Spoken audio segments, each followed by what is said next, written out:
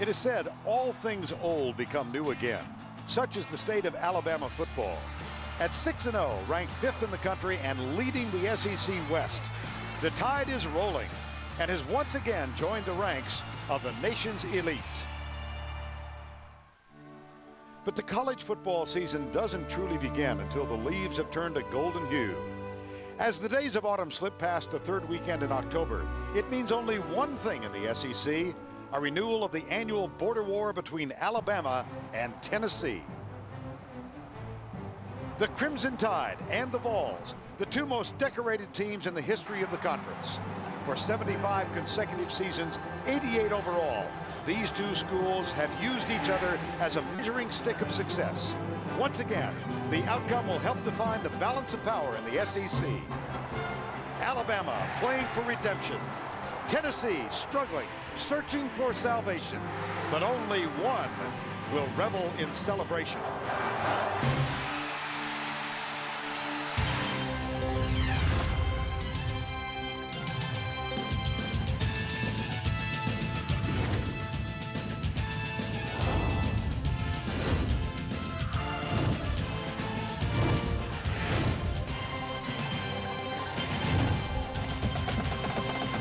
We welcome you to the Home Depot SEC on CBS.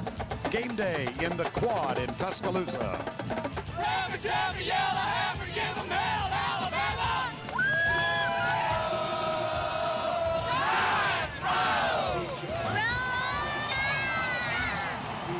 Things have been rolling for the Tide, and they're rolling inside Bryant-Denny Stadium, where a full house awaits the appearance of the Tennessee Volunteers as they take on the Alabama Crimson Tide.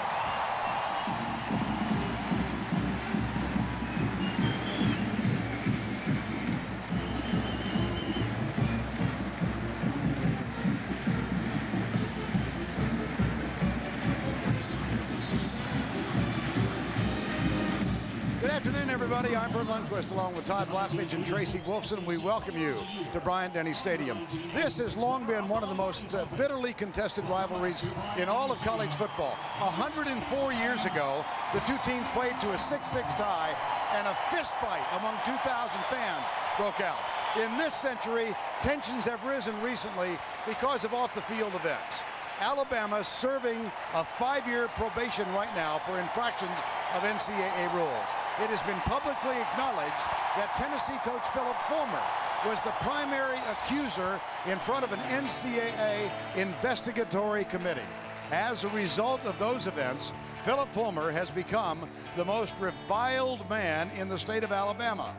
Witness the reaction when he joined his team and appeared on the field for the first time an hour ago.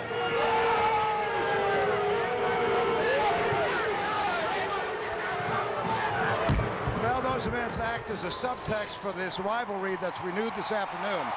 Between the lines, most recently, Tennessee has dominated. They've won 9 out of 10, but they've wilted this year.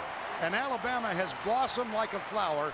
They're undefeated 6-0, and Brady Croyle has been terrific, Todd. He sure has, and this Alabama team goes as their quarterback Brody Croyle grows, and I think there's a couple things that make him special. Number one, he has a very unique right throwing arm. He can really throw the football, as evidenced by a couple long touchdown passes already this season. The other thing is he has the heart of a warrior, and because of that, he has the uncanny ability to do whatever this team needs to win and make plays. He improvises, he scrambles when he has to, and his team knows that, and they rally around him. And because of this combination of his skill and his heart, he is unquestionably the leader of this football team. Well, how do you see this one evolving today? Well, I think the intangibles will be important. Special teams, turnovers, field position, but I also think it's going to come down to defenses. Both these teams fast and physical. D'Amico Ryans, Kevin Simon, two of the best linebackers in all of college football. Which defense can impose their will on the other team? And the way we'll know that is how they defend the run and how they pressure the quarterback.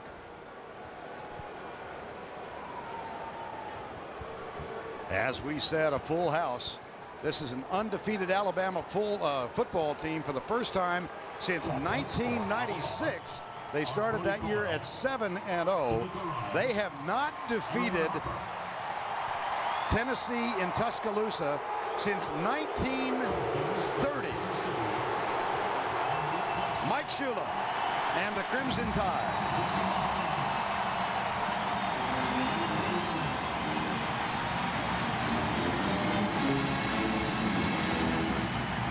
Philip Fulmer. And the Volunteers. Kick coming up.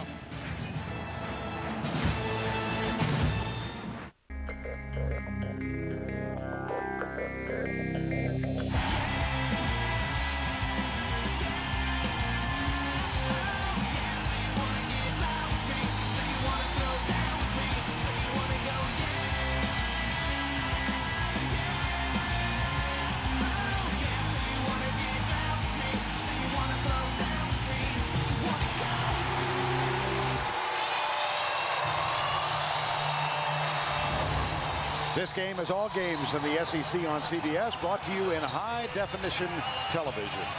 Moments ago, Secretary of State Condoleezza Rice, honored guest, native of Birmingham, with the flip of the coin. And appropriately for Dr. Rice, it came up Alabama. They won the toss. They have deferred. Tennessee will get the ball. See the color of the shirt Condoleezza was wearing? Yes. It wasn't orange. 61 degrees. Cloudy skies, but a first real hint of autumn here in Alabama. These two teams have met every year since 1928, with the exception of the war year 1943. Tennessee has won 9 out of the last 10, including here 2 years ago, a game that went to 5 overtimes. Well, right away, you can already feel the atmosphere here is going to be very similar to what it was a few weeks ago in the Florida game. And Tennessee on offense first will have to deal with that crowd noise on the opening possession of the game. Jamie Christensen kicked off last year. He's also the field goal this year for the first time. The hero of last week's win at Ole Miss. Lucas Taylor, the true freshman. A yard back in the end zone, brings it out to the 10 and is nailed. Great start for Alabama. Rashad Johnston, first man there. Lucas Taylor's a true freshman, hesitated a little bit on that return. He was about 2 yards deep in the end zone, or a yard and a half. He kind of hesitated on the way out. An excellent coverage right away for Alabama. And he points out an immediate problem for this Tennessee football team, Todd. Their special teams have been awful. The only thing they've done well all year on special teams is cover kickoffs. Everything else has been very poor. Rick Clausen gets the start for the 3rd game in a row. From the 10. Handoff. Gerald Riggs across the 10 out to the 12. Guess who made the tackle? D'Amico Ryans. We'll call his name a lot. Let's check the offensive lineups presented by BP. Aaron Sears, Rob Smith does start at left guard. Richie Gandy, who's been hobbled by injuries, Douglas and Towina. Riggs and Anderson in the backfield. Hannon, Meacham, the wideouts, and the tight end, Chris Brown. High formation again. We expect them to run the ball more today out of the eye than they have in the last couple of weeks, and this time Riggs is out to the 18-yard line. Defensively for Alabama, this has been an outstanding group under Joe Kynes, the coordinator. Gilberry, Griffin, Clark, and Anderson. D'Amico Ryans is having an all-American year. Freddie Roach in the middle, Jawan Simpson, the secondary, very good. Madison, Harper, Pepra, and Robinson. 3 seniors who are starting their 33rd game today each. On 3rd down, it's Riggs. Darts to his right, across the 20, 1st and 10, Tennessee. Tackle made by Freddie Roach. And a nice call by Randy Sanders. They've gone with 3 running plays in a row. Alabama thinking pass all the way. They were coming with a pressure defense to get to the quarterback. There's Randy Sanders. They slipped the running play in for the first down conversion. At the 21. Ball at the 21. Tennessee, a bye last week, but they're coming off a resounding defeat at home to Georgia. Different looking formation here for Tennessee. Sure Almost a full house backfield. And Riggs skips through to the 25-yard line. And while we have a moment, let's check in with Tracy Wolfson. Thanks, guys. Tennessee used their bye week to not only heal their bodies, but to heal their souls. On Monday, all the seniors got together to talk about turning around what has so far been a disappointing season. Right tackle Jesse Malona told us no one comes to Tennessee to be a 3-3 team. We are not a 500 ball club. He added, we are playing for pride now, and we refuse to lose. And guys, if we've learned anything from covering Tennessee, it's that they play their best when their backs are against the wall. Certainly in the last 4 or 5 years, Tracy, that's absolutely true. 2nd down and 6. C.J. Phaeton is on the floor. He did not play last week because of a high ankle sprain. Here's Riggs again as they run it again, and this time with less effectiveness out to the 28-yard line. Freddie Roach and D'Amico Ryans. Well, on the road in the last couple of years, this Tennessee team has shown great resiliency. In 2001, one of the best games we've ever seen, 34-32. In 2002, they lost to Georgia, but they went to Miami and won in 3. And at Georgia last year after a home loss to Auburn. So they really have rebounded well. 5 rushes, no passes yet. Here's the first, Rick Clausen, flag down. And this is prior to the snap. But there were 2 backs in the backfield. This is old-style Tennessee football with a tight end and 2 running backs in, I formation. You know, going back to that point about how well they've played when their backs are against the wall, and it's good and bad. The good part is they can point to that. Prior to the snap, ball start on the offense, number 70. 5-yard penalty, remains 3rd down. They can point to that as that's their history, you know, and that's been their tradition. But the bottom line is every team is different. And this year's team has not been able to capitalize yet. I mean, now they went to LSU and they won a tough game on the road in that ball game. But right now, it's not about talking. It's about playing. And they've said all the right things for the last 2 weeks. Now it's time to show it on the field. 3rd and 9 rather than 3rd and 4. Changes things considerably. Here comes the blitz. Clausen in trouble. Gets rid of it. Corey Anderson, the fullback. He is a load at 270 pounds, but he is caught a yard short at the 30-yard line. So 2nd and 4, or 3rd and 4 goes to 3rd and 9, and they come up short. But an excellent effort by Corey Anderson. I thought he was going to get it there with his 2nd effort. But you're right, that 3rd down, both these defenses very good on 3rd down, and when you add extra yardage because of a penalty, it plays into the favor of the defense. Well, I think back to our conversation with Philip Fulmer earlier this week in dissecting the loss to Georgia. He said we ran 63 offensive plays, 54 of them were effective, but we killed ourselves with drop passes and penalties. Here's Britton Colquitt, the freshman, and this is not a terribly effective kick. DJ Hall, though, he's struggling. Yeah, Colquitt is really struggling. He is. He's had a poor season in terms of net punting, just under 30 yards. They're last in the SEC in net punt, and that one didn't help his average at all. That one went all of 33. First time out of the ball game, Alabama has the football.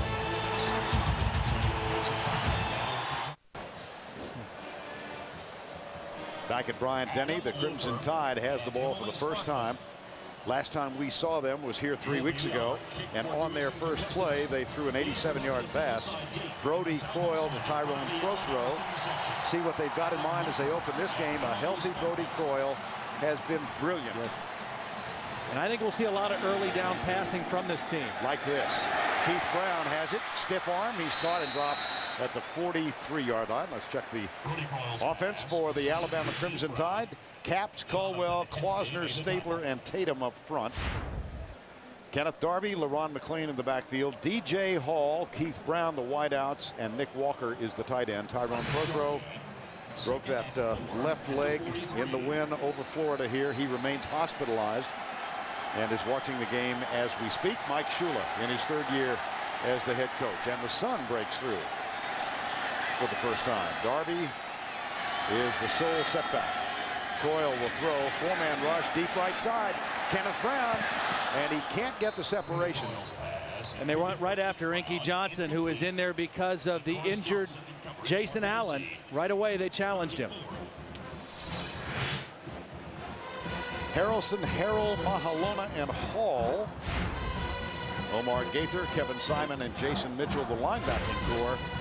And Jonathan Wade, Hefney, Antoine Stewart. There's Inky Johnson, who is replacing Jason Hall. John Chavis, former Tennessee player, the defensive coordinator at Tennessee.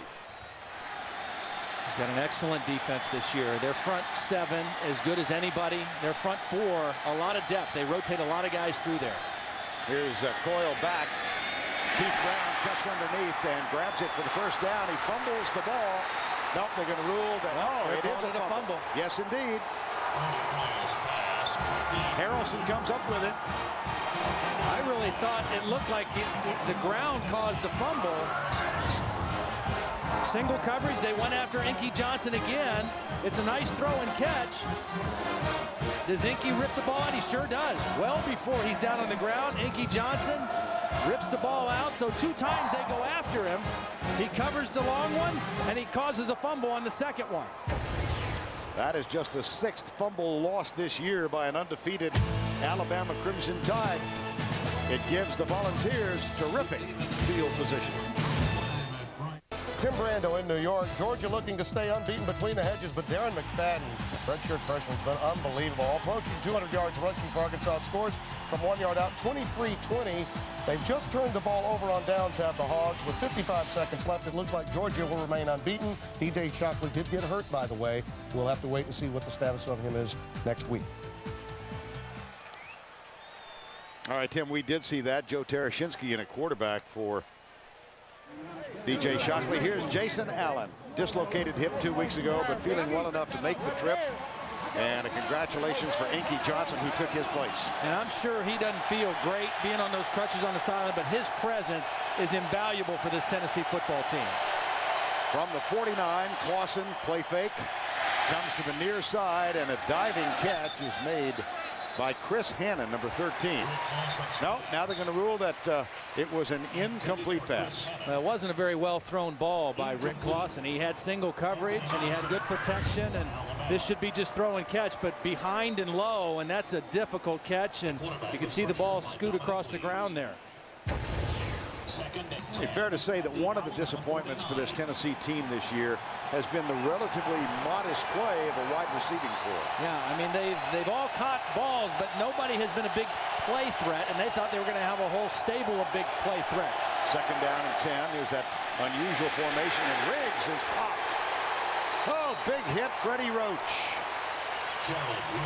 Let's go back to the studio for this game-changing performance powered by Pontiac. Here's Tim. Vernon Todd, Iowa's 22-game home win streak falls as Michigan's Jerome Jackson wins it in overtime on a 1-yard run. So the team in the pink locker room gets the win for the first time in 23 tries at Kinnick Stadium. Back to Vernon Todd. All right, thank you, Tim. That Big Ten is unbelievable. Yeah. You see Tennessee, 98th points per game, 83rd overall in offense. Clausen, interesting play. Effective play. Hannon again. Goes right. He's a big guy, and he gets all the way to the 29. 22-yard gain. Well, this was a designed wide receiver screen, anticipating some pressure, and they got it. Juwan Simpson's going to come on the blitz, but it doesn't matter because it's a design screen, so Clausen knows he's got pressure, get rid of the ball quick. Anthony Madison not able to make the play. Rich Gandy, the center, with a good block downfield and a huge conversion on 3rd. That's a gain of 22. Fresh set of downs at the 28-yard line. Robert Meacham is to the near side. 2 men wide right. Draw play. Riggs up the middle. Scoots inside the 20. This all began with a turnover, a fumble forced by Inky Johnson. Tackled by Roman Harper. And again, you see Tennessee playing a little bit differently. A lot more I formation, power football. And the advantage that they had, as you see the good blocking up front, is they had the off week. So when they played Georgia 2 weeks ago, they were mostly shotgun spread, 4 wide receivers. It's hard to change gears in 1 week of practice and say, okay, let's go back to I formation power football. But because they had that extra week, they had a lot of time to work on what they wanted to do here. 1st down and 10. Clausen back, quick drop, and a nice catch at Jason Swain at the 9-yard line. Well, this has accomplished one thing already. The crowd is very, very quiet. Well, if you force turnovers, and then if you drive the football, and particularly if you drive it by running the football, it makes a crowd very quiet. And it puts a defense on their heels. We talked about both of these defenses being able to dominate. They can only dominate if they can dictate what you do, if they can make you one-dimensional. So the other side of that coin offensively, you want to have balance. You want to mix run and pass, and Tennessee is able to do that right now. Need that much for the first down. Well, 35 points off turnovers. That's the highest average percentage, that is, in the SEC. I think a very important drive for Tennessee. I think psychologically, I think they have said all the right things for this off week. You know, we don't expect to lose again. We're gonna win the rest of our games. Well, if they can pay that off here early in the game with a score, confidence-wise, it will be huge for this football team. See, Alabama's defense has stiffened inside the 20-yard line. Last 9 times teams have been there. Second and short. Dawson with a play change. Out of the straight eye, it's Riggs. Dances and gets the first. Oh my goodness. How about that?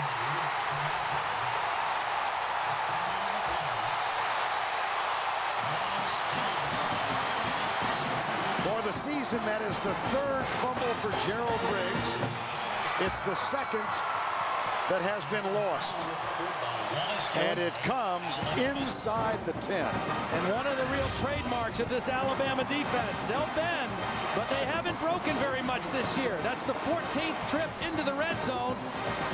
And again, they turn a team away. Only 8 scores they've allowed. Wallace Gilberry gets the ball. Here you go, Coach Kynes. Good call.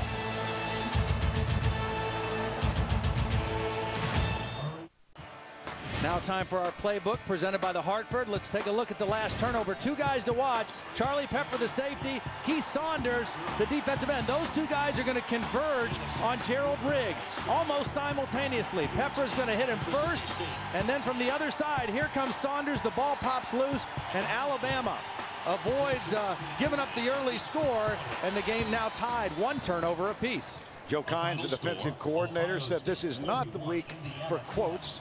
It's a week for coaching, and then he gave us a quote. Yeah. Said this rivalry, it's not festive. Some big games are festive, but this is more like 2 brothers going after each other. Tennessee and Alabama. They fake the reverse, give it off up the middle, and Kenneth Darby works out across the 10. Doubleheader tomorrow for you, the NFL on CBS. First game, headline game, San Diego at Philadelphia, Pittsburgh at Cincy. Late game, the lead game is Denver at the New York Giants. 4 others, or 3 others will accompany that. It all begins with the NFL today with Greg, Dan, Shannon, and Boomer. The National Football League on CBS. 6:45 to go in the first quarter. Turnovers even 1-1. Hand off to Darby. Comes right. Flag is down. And while they sort this out, let's go back and spend a moment with Tim Brando in New York.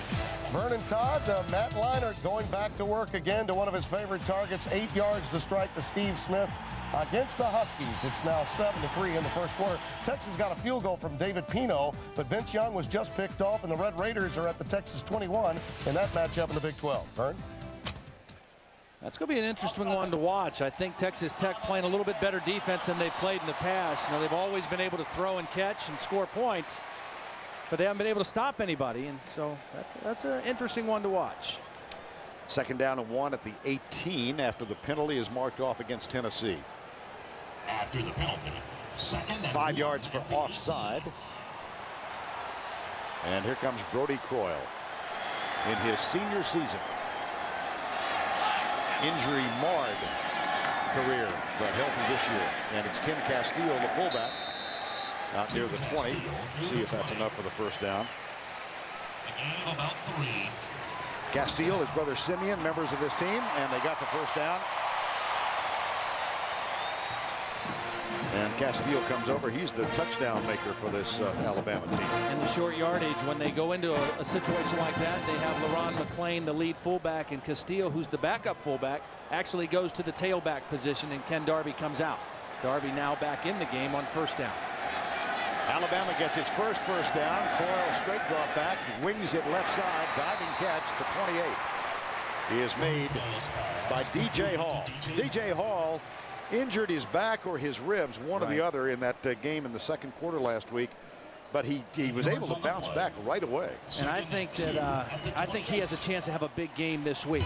This was the injury last week. He went up high for a ball, landed on his back, and that was early in the second quarter, and didn't play anymore. And the week before, the game before against Florida, he had no catches. So I think he's in a position now with Pro Throw out to really step up for this offense. Second down and 3. McClain sets up to the left side. They draw it. Darby wiggles out to the 30. That might be enough for another first down as Kevin Simon makes the tackle in the middle. Tennessee has great respect for Kenneth Darby. I mean, when we talk to their defensive players and John Chavis, that they think he's the best back they'll face all year. And they know they've got to get a lot of white helmets around him because he has that ability to make people miss in small spaces. In the hole, he can make people miss. Even a run like that didn't look like much, but he was able to avoid a couple direct hits and get enough for the first down. Well, his offensive coordinator, Dave Rader, told us a couple of weeks ago, Kenneth Darby is one of the most missable backs playing college football. He makes people miss. 1st and 10. No score late in the first quarter from Bryant Denny in Tuscaloosa. Backs in the eye. Play fake. Coyle gets a good block. Flips it out to McClain. And he's spilled at the 36-yard line by Kevin Simon, number 2. We talk so much about if you're an offense against a good defense, you've got to establish some balance. So you've got Ken Darby, so you run him. Now you're going to fake it to Darby. Watch the attention paid to Darby on the fake. That loosens up the defense just enough to flip it out to McClain. It's not a huge play, but it's balance. It's run, pass. It's play action. It's keeping that defense back on their heels just a little bit. Croyle off to a good start, 4 of 5 in this game. He'll give it again to Darby, and Darby plunges right. And again, that might be an effective enough play to move the chains south. Again, I really like this kid, Kenneth Darby. I like the way he runs. I think he's one of the most underrated players in the league. And he just has the ability to kind of keep shifting and moving his body and using his balance to get forward and make positive yards. Second leading rusher in the SEC behind Joseph Adai of LSU. Has a 200-yard game in his resume, a 200-yard game against Southern Miss here a year ago. This one is going to be just short. Just short. So Darby will stay on the sidelines. There's the SEC rushing list. See that Riggs trails Adai and Darby. 10 yards back of Kenneth Darby. And no back, excuse me, Todd. No back this season has rushed for 100 yards against this Tennessee defense. Thomas Brown of Georgia came the closest. He had 94. So there's the quarterback sneak from Brody Croyle. And it looks like that's going to be enough for the first down, and it gives us another moment to spend with Tim Brando in New York. Vern, after that Vince Young interception we told you about, Cody Hodges hits Torian Henderson for a 3-yard score. Yes, I'd say it's interesting. The mad scientist, Mike Leach, has the lead 7-3. Vern? Yeah, they've been really under the radar all year, and this is a chance to prove things. I like Leach. He says, my idea of a balanced offense is this receiver gets so many balls, this back gets so many passes. Coyle got a man at the 40. DJ Hall. And they put it down in front of Jonathan Wade at the 39. 19-yard game. Again, I think DJ Hall, he's young, he's fast, he's tall, he's a rangy receiver on the crossing route. Jonathan Wade in good coverage, but Brody Croyle so accurate. If you don't get pressure on him, he is going to throw the ball accurately. Right there, right between the 2 and the 2. And DJ Hall uses that 6'3" body to shield the defender and make the catch. 15th catch on the season now. And a first down and 10 at the 39 in a scoreless first quarter. Darby, see the way he shifts directions, right then back to the left, just like we do here. Yeah. As we shift directions and go once again back to our New York studios.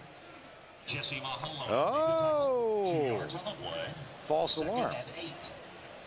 Tim wasn't ready. They're probably still trying to get that Texas Lutheran score put together. That's why he wasn't quite ready. Well, the Penn State playing tonight is going to right. occupy even more prominence this week. Second down and 8.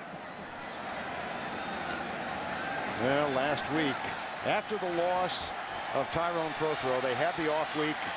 Then they went to Ole Miss, and they struggled with 5 3-and-outs in that game.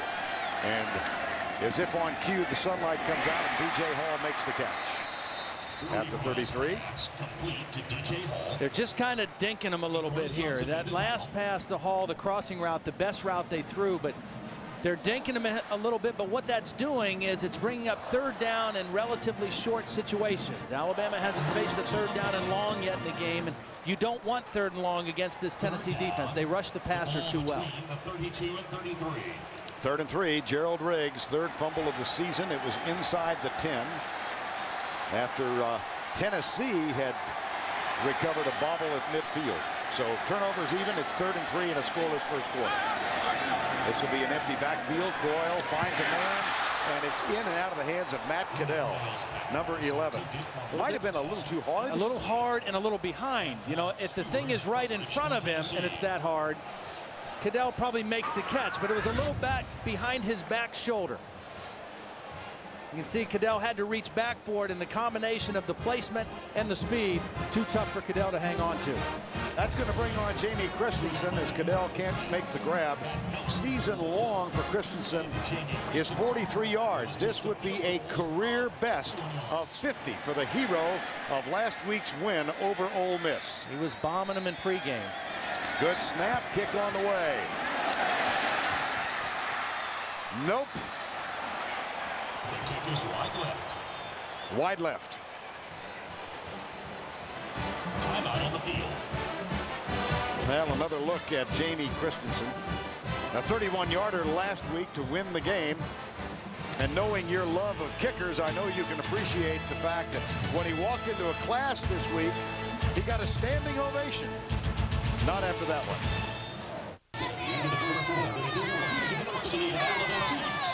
Scoreless here in Bryant-Denny. Watch exclusive SEC College Football highlight show and get complete coverage from all of today's action. Check it out tonight on CBSSportsline.com. Eric Ainge seeing action for the first time in the last 3 games. The sophomore from Hillsboro, Oregon, has not played since the first half of the loss at, or the win rather, at LSU, when he had a very ineffective first half on the road. Well, you know, last year as a freshman, he played so well, and it was almost like he didn't know any better. You know, and this year he had to battle with Rick Clausen, and he just struggled in that first half of the LSU game and really struggled all season. And they went with Rick Clausen the second half. He brought him back after being down 21-0. But he's practiced well, and he's kept his head in it for the last 3 weeks, and we knew he'd play today. Here's the handoff to Riggs. This one will probably come back. Let's see, there's a flag down. Now 2 flags, 3 flags. 2 more, and we can have a parade. Yeah. And the 3rd helmet we've seen come off in the game. I mean, these are 2 very physical defensive football teams. 2 Tennessee helmets, 1 Alabama helmet now laying on the carpet. Thomas Ritter is the referee today. There's Rick Clausen. He knew, as did we, that Eric Ainge would see action today. Said, it's out of my hands. All I can do is do the best I can when I'm playing. He has started and played both games. Here's holding against Tennessee, so it's going to come back. And for the season, no question, his numbers have been better than Eric Ainge's. And the team, you know, even though they have hurt themselves with penalties and drop balls, when they have been effective, it's usually been with Rick Clausen in the game. The offense has been more efficient. Now, Eric Ainge, if it gets into just throwing the football, he has a better arm and the ability to make bigger throws. Illegal formation on the offense. That penalty is accepted. Holding 84, that is declined. 5-yard penalty, second down. I think that was a mistake. Why would you decline? Unless the holding was at the point of at the end of the run, the spot of the foul, okay. And the illegal formation is at the line of scrimmage. So there we go. And it's second down. Eric Ainge, Hillsborough, Oregon, had a terrific season until he separated his shoulder in the last play of the first half against Notre Dame last year. And has had really a tough time of it this season. Here's the handoff to Riggs again. Riggs across the 30 and back near the original line of scrimmage into the hands of D'Amico Ryans. I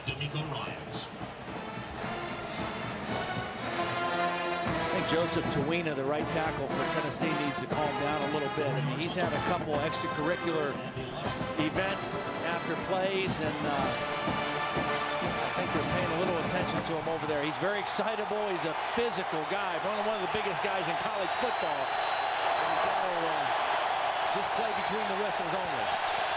3rd and 11. Scoreless first quarter, final 10 seconds. Draw play. Nothing there. Nowhere to go.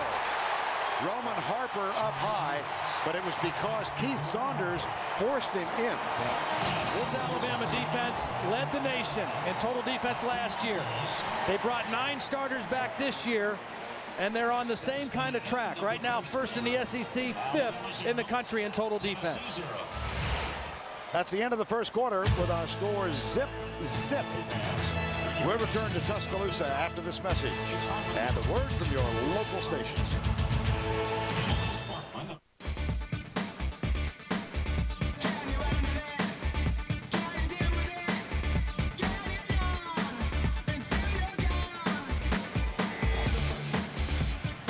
We welcome you back to Brian Denny, Vern Lundquist, Todd Blackledge, Tracy Wolfson. No score as we begin the second.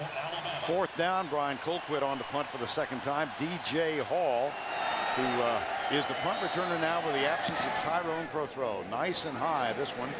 DJ Hall grabs it, bobbles it, muffs it, and picks it up.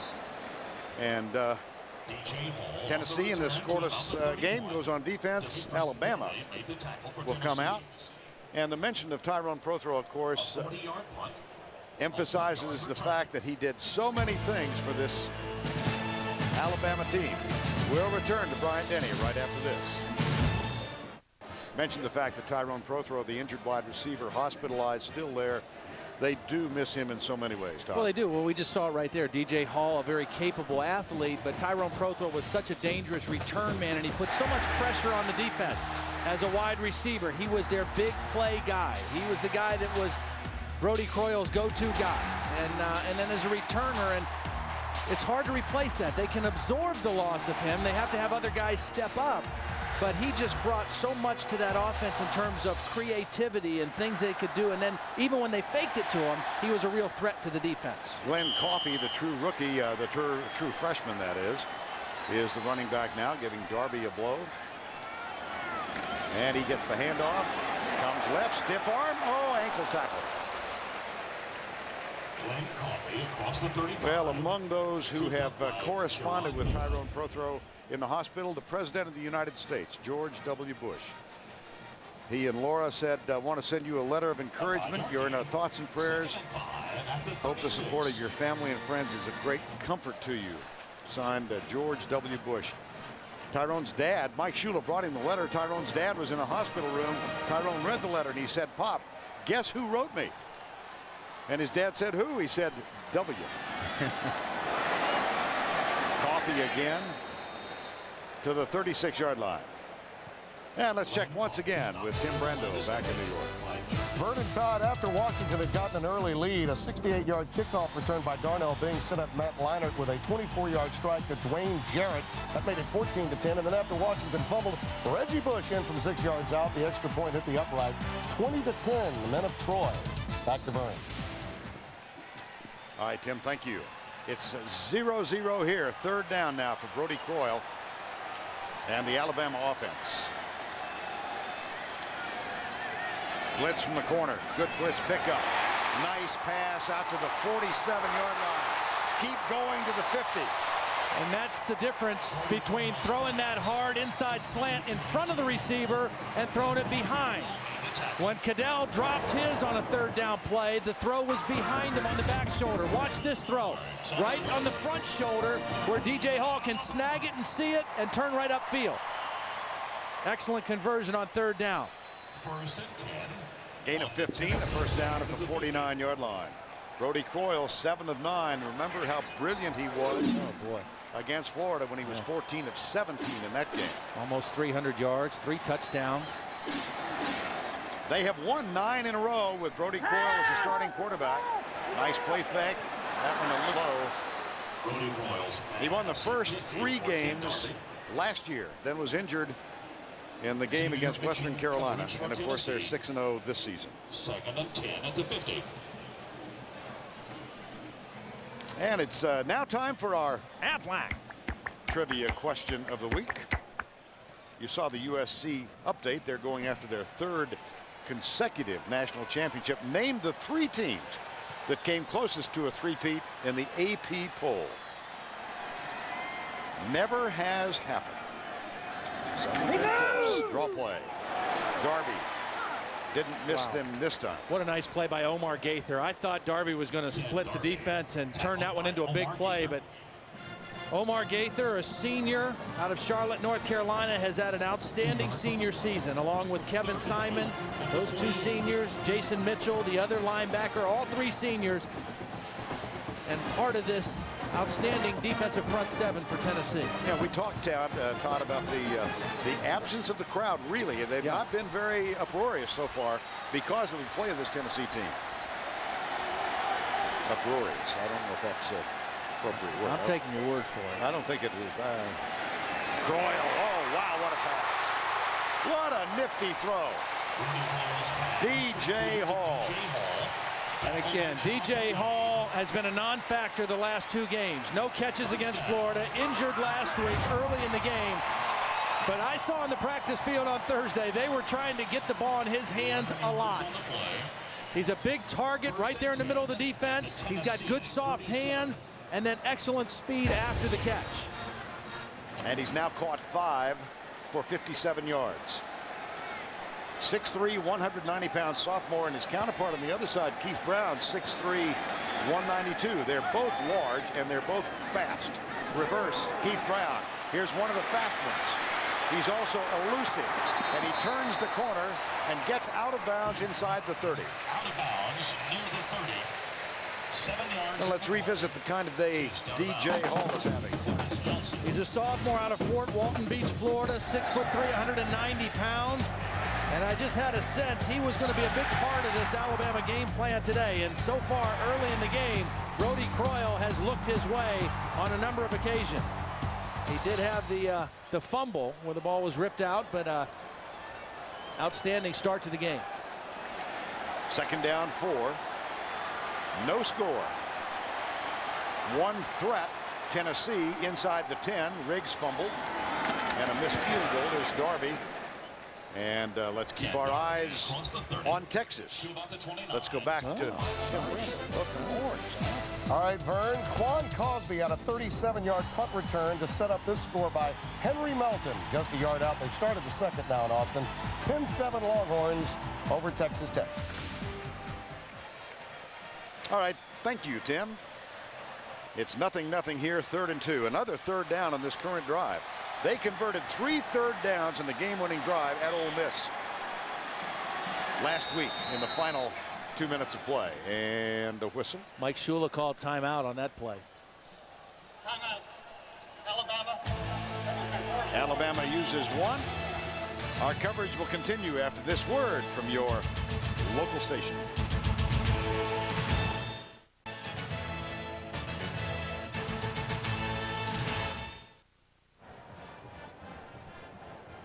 Welcome back to Tuscaloosa. Before last week's game-winning field goal, there was a sense of urgency amongst this Tide team. Right tackle Kyle Tatum told the lineman, "Our season is riding on this drive." Fullback LaRon McClain asked his teammates, "Where is your heart at?" And in the huddle, a calm Brody Croyle said, "We can't reach our dreams if we don't go down and score." They did, but as Mike Shula told us this yesterday, that was last week. Now we really start to find out about ourselves. Yeah, and I'll tell you, Brody Croyle was magnificent in that final drive. He ran for 22 yards. He threw for 38. He was 3 for 3 on third downs. And he's got another 3rd down and 2 here in the ball game. Alabama so far 3 of 5 on third downs. Play fake. Croyle goes deep. DJ Hall pushing and shoving out of bounds. I thought he was reaching for his flag. I did too. He was definitely reaching into his right pocket for the flag. Out of bounds. Jonathan Wade in coverage for Tennessee. Michael Williams, the field judge. 4th and 2.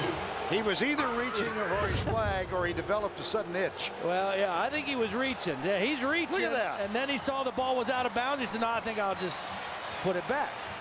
Well, he got it half out. It's a half a hanky play. There was some hand fighting in there, but both players out of bounds when the ball came down, and that's probably why Mike Williams didn't make the call. Needs to restuff the hanky. They'll go for it on 4th down. Kenneth Darby in the backfield. They'll throw it. Ball. Drill it. Incomplete. Goes over on downs, intended for Matt Goodell. That's very interesting. Mike Shula told us yesterday, he said, you know, 2 years ago in the 4th quarter, we had a 4th down, and I went for it, and we didn't make it. And I don't know if I'd do that, but the fact that Christensen missed the first field goal attempt from a similar range, I think he felt like he wanted to go for it this time. Keith Brown looked like he could make the catch. Not able to pull it in Tennessee dodges it again and gets their offense back on the field. Back in Alabama, scoreless game. Jamie Christensen missed earlier from 50 wide left. Would have kicked either a 46 or 47-yarder, but it would have been into the wind. He missed the 50-yarder with the wind, and I think that's why Mike Shula went for it on 4th down, and a drop pass ended the drive. Rick Clausen back at quarterback, and Arian Foster has replaced Gerald Riggs at running back. This is Foster, number 27, and a nice piece of running out near the 37-yard line. And we have already seen way more I formation, 2 running backs, tight end offense out of Tennessee than we've seen in a long time. 2 weeks ago against Georgia, they thought they could win by throwing the football. Obviously, they say, you know what, we've got to get back and run the football. Let's challenge this Alabama defense right up the gut. They're fast, they run from side to side, they cover well against the pass. Let's run at them and see if they can defend our run. Foster remains in the backfield behind Corey Anderson, gets the handoff, gets a block from the right side, and he's got a 1st down plus out to the 45, 46-yard line. Across the 45, tackled by Charlie Pepper. I mean, this is a big physical offensive line, very powerful. They got a 270-pound fullback, and yet they have not been able to run the football very well all season. Gerald Riggs on the sideline, standing alongside running back coach Trooper Taylor, who is signaling plays in. Swain breaks the huddle, goes wide to the left. 1st and 10 in a scoreless game. 9:40 to go, 1st half. It's a play fake. Clausen under pressure, throws it out. Wow, what a throw. What a throw under pressure. Chris Brown, the tight end.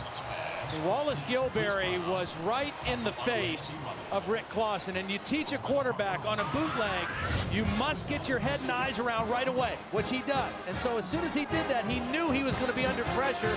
He stopped quickly, set his feet, and made the accurate throw on the crossing route. If he's slow getting his head and eyes around, that's a sack all the way. Gain of 18 inside the 40-yard line. 1st down and 10. Here's that almost a double wing formation again. And they hand it off to Foster up the middle. Arian Foster. Tackle made by D'Amico Ryans, number 35. See, the strength of this Alabama defense is really their back end. It's the 3 linebackers. It's a couple good edge pass rushers, and it's their safeties. The defensive tackles do their job, and they fill their gaps, but they're not dominant type defensive tackles. And right now, Tennessee is really challenging them on the inside running game. That's Rudy Griffin. Started his career at the Citadel. Transferred. Had always dreamed of playing at Alabama. Walked on. Now a 2-year starter. Reverse. Oh, boy.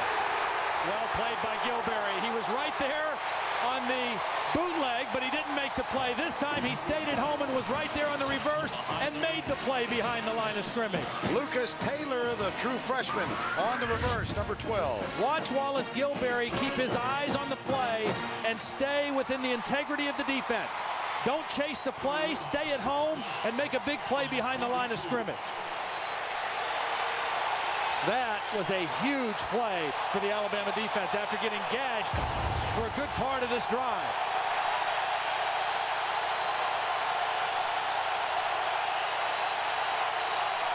Linemen are going to have to watch the football now for Tennessee. They won't hear a snap count. 3rd and 16, 3 down. Gilberry coming. Clausen lets it go. Skips incomplete. Might have Clausen been under pressure from Mark Anderson. Good pressure, 3rd and 16. Those defensive ends pin their ears back. Might have been a little early contact on the receiver, but incomplete nonetheless. Huge play. Wallace Gilberry on the reverse. Britton Colquitt to punt for the 3rd time. DJ Hall perched back at the 10-yard line. See if this goes toward a corner.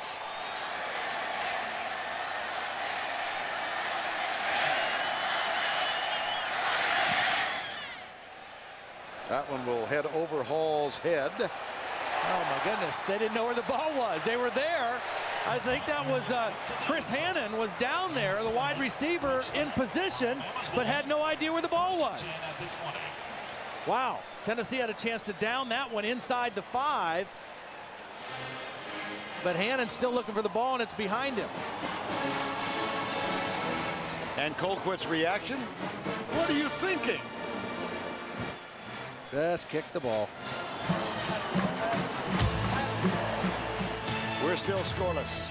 7:22 to go. First half. Tim Brando in New York. Coming up on the Geico Halftime Report, Archie Manning will join Spencer Tillman and me. We'll get you caught up on all of today's action. Vanderbilt looking for a victory, 2 victories to become bowl eligible. Sharon Thompson returns this Eric Blake Mitchell pass for a touchdown. It's tied at 7. Back to Vern. All right, thank you, Tim. Scoreless here. One of the better mascots in college football, Smokey. Blue Tech Hound. What a magnificent dog that is. Oh gosh, I guess they got out of physics class early. Brody Croyle. It's always a celebration here in Tuscaloosa. And Brody said the buzz this week has been outstanding. 1st down and 10. Undefeated Alabama against its old rivals, the Volunteers. Boyle across the middle, almost intercepted. Boy, oh boy, was that close. Boy, you're not kidding, it was close. Ryan Carl was right there on defense, dropping in his linebacker position, got both hands on the football. Dropped right into the throwing lane. The pass intended again for DJ Hall. And Ryan Carl in there giving Omar Gaither a little break as a backup linebacker, almost got the pick. 141 passes without an interception. That is the current number now, as he's number 3rd in the all-time, number 3 in the all-time list at Alabama. Was last intercepted in the opening game of the season. 2nd down. Hand off. Darby comes left. Got a big hole. Wow, what a hole. Antoine Caldwell was out there to block, but there was nobody there. They really caught Tennessee in a mistake there defensively. Up until that point, Tennessee had held Alabama to an average of only 2.8 yards per rush. But look, this side of the defense is just going to get collapsed in. 1st down. And nobody there. DJ Hall came in with a big block from his wide receiver position, and there were no white shirts outside on the defensive perimeter. Gain of 15, 1st and 10. Darby 10 for 7 for 30 rather. Look at him skip. And this time he cannot get around Jonathan Wade. Well, let's answer our trivia question of the week. Southern Cal going after its 3rd straight national title. Name the 3 teams that came the closest to repeating. And they are the 46 Army team, finished 9-0-1. The 48 Notre Dame team, 9-0-1. And The 66 Alabama team 11-0, but that was the year of the infamous, still infamous, 10-10 tie, Michigan State, Notre Dame. Wow. Midwest bias there. On second down, draw play, Darby. And a good job by Omar Gaither of hemming him in. And it's going to bring up a third down.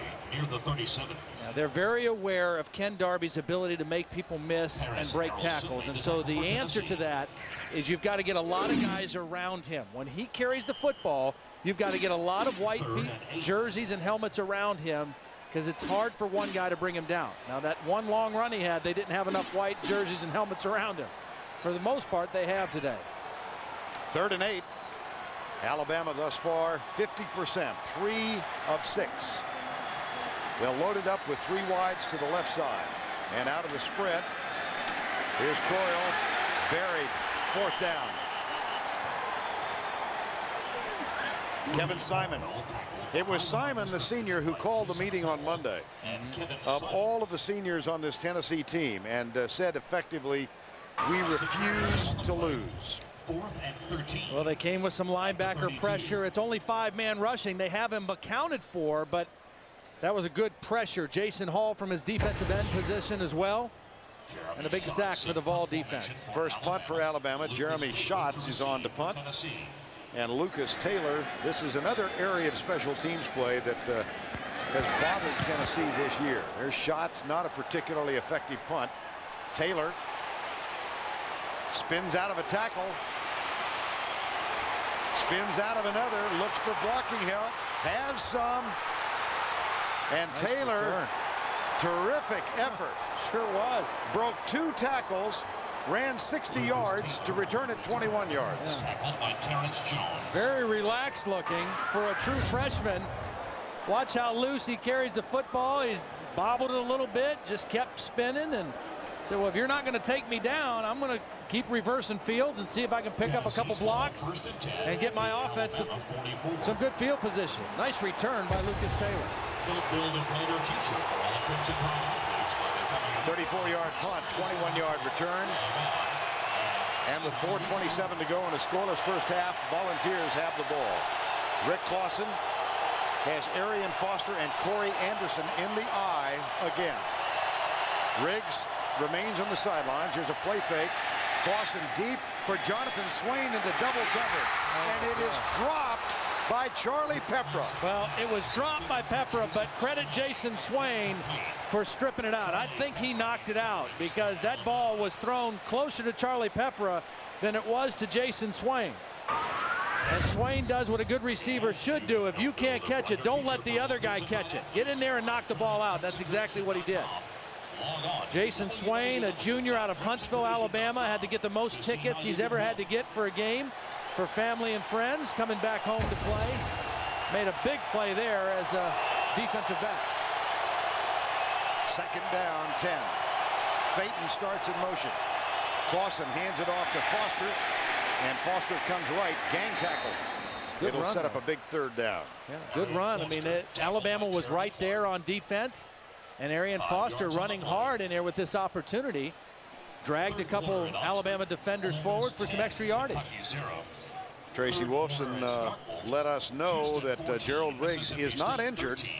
This is simply a chance to try something new. I wonder if he's in the doghouse because of the fumble. Well, I'm sure that they weren't pleased with that. They had an excellent drive, a chance to score first, a chance to really take the crowd out completely, and they didn't do it. Third down.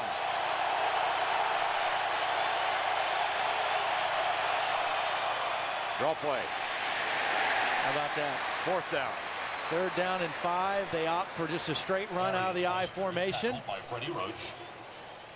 I don't know if they're in James Wilhoit's range here or not. His longest of the year, 46 yards. And he's got a couple of 50-yarders on his resume. One a year ago, one 2 years ago, and they are kicking with the wind behind them. They are going into the wind. This would be a lengthy one, would it not? Let's see. There's Philip Fulmer trying to make a decision. Well, and the problem, too, is he's had 2 kicks blocked this season. And the longer a field goal attempt, the more tendency there is to kick it lower and getting it blocked. And you certainly don't want a block kick in this situation if you're Tennessee. Well, we'll let the play clock wind down to near 0. and then use a timeout so we can further contemplate what we want to do. It's Tennessee against Alabama. The contemplation continues in Tuscaloosa with 2:50 to go in the first half. They're going to go for it. Philip Fulmer told us on Wednesday that James Wilhoit is kicking as well as he ever has. He did have those 2 blocked, and this is a tweener. It would be 53 yards. But so. I don't think he kicked well in pregame. I don't think he looked too good kicking it in pregame. And I think Philip Fulmer says, you know, we've run the ball pretty decent. We've got some momentum offensively. Let's see if we can pick it up here. Well, he's got David Holbert and Arian Foster on either side, does Rick Clausen. It certainly doesn't look like a run formation, even though there's 2 backs. They're in the shotgun on this 4th down play. 4-man down for Alabama. They bring only the 4. Clausen gets good to blocking, and it's incomplete. Intended for Brett Smith, number 9. Rick Clausen's pass intended for Brett Smith, incomplete. D'Amico Ryans in coverage. D'Amico Ryans defending. Good protection for Clausen. He has a good pocket. He has a good throwing lane, and he makes a good throw. And that's Brett Smith not making a good catch. They had it. They had a chance to keep this drive going, and instead now they give the ball back to Alabama. They've had Tennessee in this first half has had a field position edge. Their average starting has been their own 36. Alabama's their own 24. After that miss, now Alabama gets the ball on their own 36-yard line for Brody Croyle, and 2 minutes and 44 seconds left. On first down, play fake. Croyle looking left for Keith Brown. He's open. Got the first down and skips out of bounds at the 45-yard line. Gain of 18 on 1st and 10. Both of these young receivers, Keith Brown and DJ Hall, are 6'3" guys who can run. It's an out route. Brody Croyle has an excellent arm, can make that throw easily. Jonathan Wade got twisted around and a big first down. And now Alabama is in Tennessee territory with a lot of time here before halftime. You can see they've only had to punt once. They did miss a field goal earlier. And here's Croyle back to throw. Blitz coming. He fires it out. It's caught by DJ Hall. Out of bounds at the 35-yard line. Well, how significant if they could move this into scoring range before the half. A reminder, Tim Brando, Spencer Tillman, and our special guest Archie Manning will get you caught up on all the scores and highlights. A busy day in college football on the Geico Halftime Report. Pair of first down passes for Alabama. They've been pretty aggressive on first down in this ball game, wanting to throw the football, trying to avoid those 3rd and long situations. Backs in the eye. 2 wides to the left. Here's Croyle, straight drop, brings it this near side, and that's complete again. DJ Hall. Now, Brody Croyle has a ritual every Friday morning. He has breakfast with his father John, who played here. He said it was outrageous this week as he ordered the sunrise sampler at the Cracker Barrel. At my favorite place. Yes. I get the country boy breakfast. Well, the fans there welcomed Brody and his dad John with Sweet Home Alabama, right, Rammer Jammer, and Yay Alabama. There's his father with the gray hair. And here's a play fake. Croyle deep, got a man open. Brown slipped, and it's incomplete. Croyle had him. Yes, he did. Oh. I think both of them. I think Brody was a little surprised that Keith Brown broke so free. In this place of the field, Jonathan Wade gets kind of fooled and slipped up, and Brown is wide open to the outside, and Brody just overthrew it. I think he knows the mouthpiece took a beating there because he knew he had a chance for a score right there. 3rd and 3 with 1:47 to go. Croyle 11 of 18, and again it's an I formation. Movement. Boy, that's a costly penalty against Alabama. I think the right guard moved early, and instead of 3rd and 2, it's going to be 3rd and 7. They were going to run that football there on 3rd and 2. Prior to the snap, false start. Number 61 on the offense, 5-yard penalty, remains 3rd down. B.J. Stabler, he's right over here on the right guard. You're going to see him move early. Yep. Just a lack of concentration. Redshirt freshman. They've got 2 redshirt freshmen on their offensive line. And it adds to the length of a potential field goal into the wind. Absolutely. It now becomes a 49-yard effort if you don't gain anything on this 3rd down. Here's Croyle with some pressure, and it becomes a moot point because he is sacked out of field goal range. Kevin Simon and Paris Harrelson. And that's the difference between 3rd and 2 and 3rd and 7 against this Tennessee defense. 3rd and 2, you have them on their heels because they have to defend run and pass. 3rd and 7, they pin their ears back and they can rush the passer as well as anybody in the country. And they got to Brody Croyle quickly on that play. Well, 4th and 13. I think they're just milking clock right now. Right. They're going to milk the clock down as far as they can. Again, in a game like this, 0-0 field position is as important as anything else. Turnovers, special teams, field position. Don't give the other team any kind of advantage by making a costly mistake.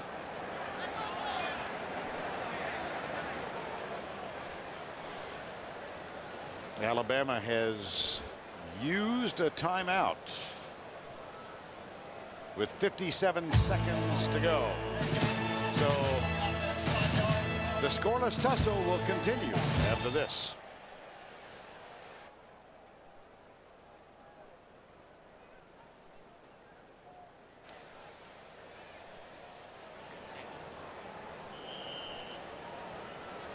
And we are told now there was no timeout call, that it was simply a delay of game. Interesting how these things filter through. Yeah. They just wanted to take as much time off as they could before they punted the football. Shots. Nobody back. They went after that kid. And it's going to be down inside the 5. And again, you see the field position. All right. Tennessee gets the ball back right before the half, but with 44 seconds and the ball inside your 5, Tennessee won't do anything risky at this point. 39-yard punt. This Halloween season, CYTV Guide says, How I Met Your Mummy. Sorry, your mummy? Halloween mummy. I get a retake here. How I Met Your Mother is so funny you'll scream. And Entertainment Weekly calls it one of the 5 great new shows to watch. How I Met Your Mother, Monday on CBS, America's most watched network. That's a little tongue twister. Yeah, it is. Huh? Rick Clausen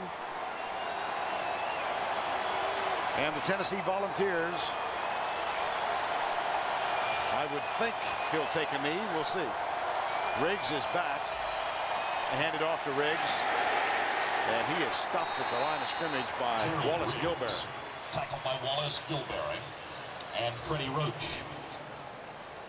And no gain on the play. both teams with 2 timeouts remaining.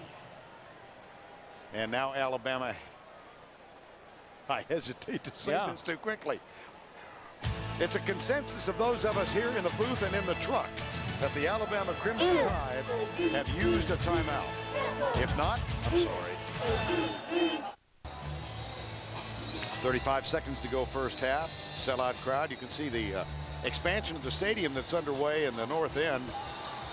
This year's capacity at 81,000 because they've lost some seats when the expansion is complete. 92,000 seats at Bryant-Denny. Tennessee's just going to take a knee. Alabama can stop it once more, but that's it. So Tennessee just needs to really snap the ball 2 more times, or 1 more time now. Rick Clausen takes a knee. And they do stop the clock. Who knows? Missed exchange, fumble, could happen. Yeah. And the final Alabama timeout. With 26 seconds to go now in the first half, we'll return to Bryant-Denny in just a moment.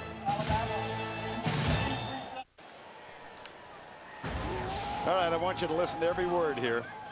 College life rocks. The sports, the parties, the hard bodies. But on Sunday, October 30th, college life is going to bite. CBS presents a world premiere movie just in time for Halloween, Vampire Bats. Sunday, October 30th on CBS, America's most watched network. You know, sometimes there are moments in my career that I don't stand with great dignity. But one does what one is asked to do. you bite the bullet, so to speak. Yes. Makes you proud. We are number one. That's the end of the first half. Zip, zip.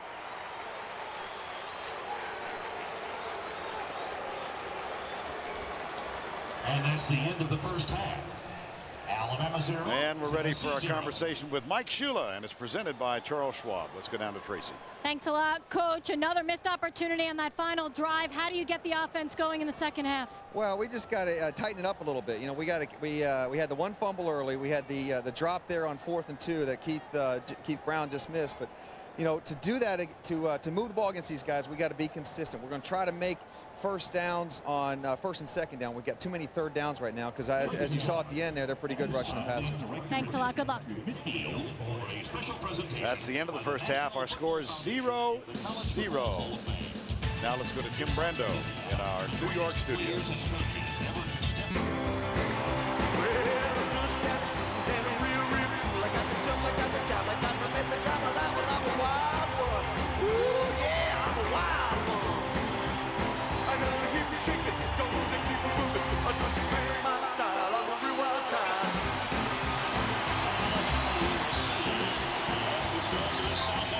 Full house at Bryant-Denny, Tennessee and Alabama. Philip Fulmer calling it an old-fashioned SEC slugfest. It has been just that. Scoreless at the break.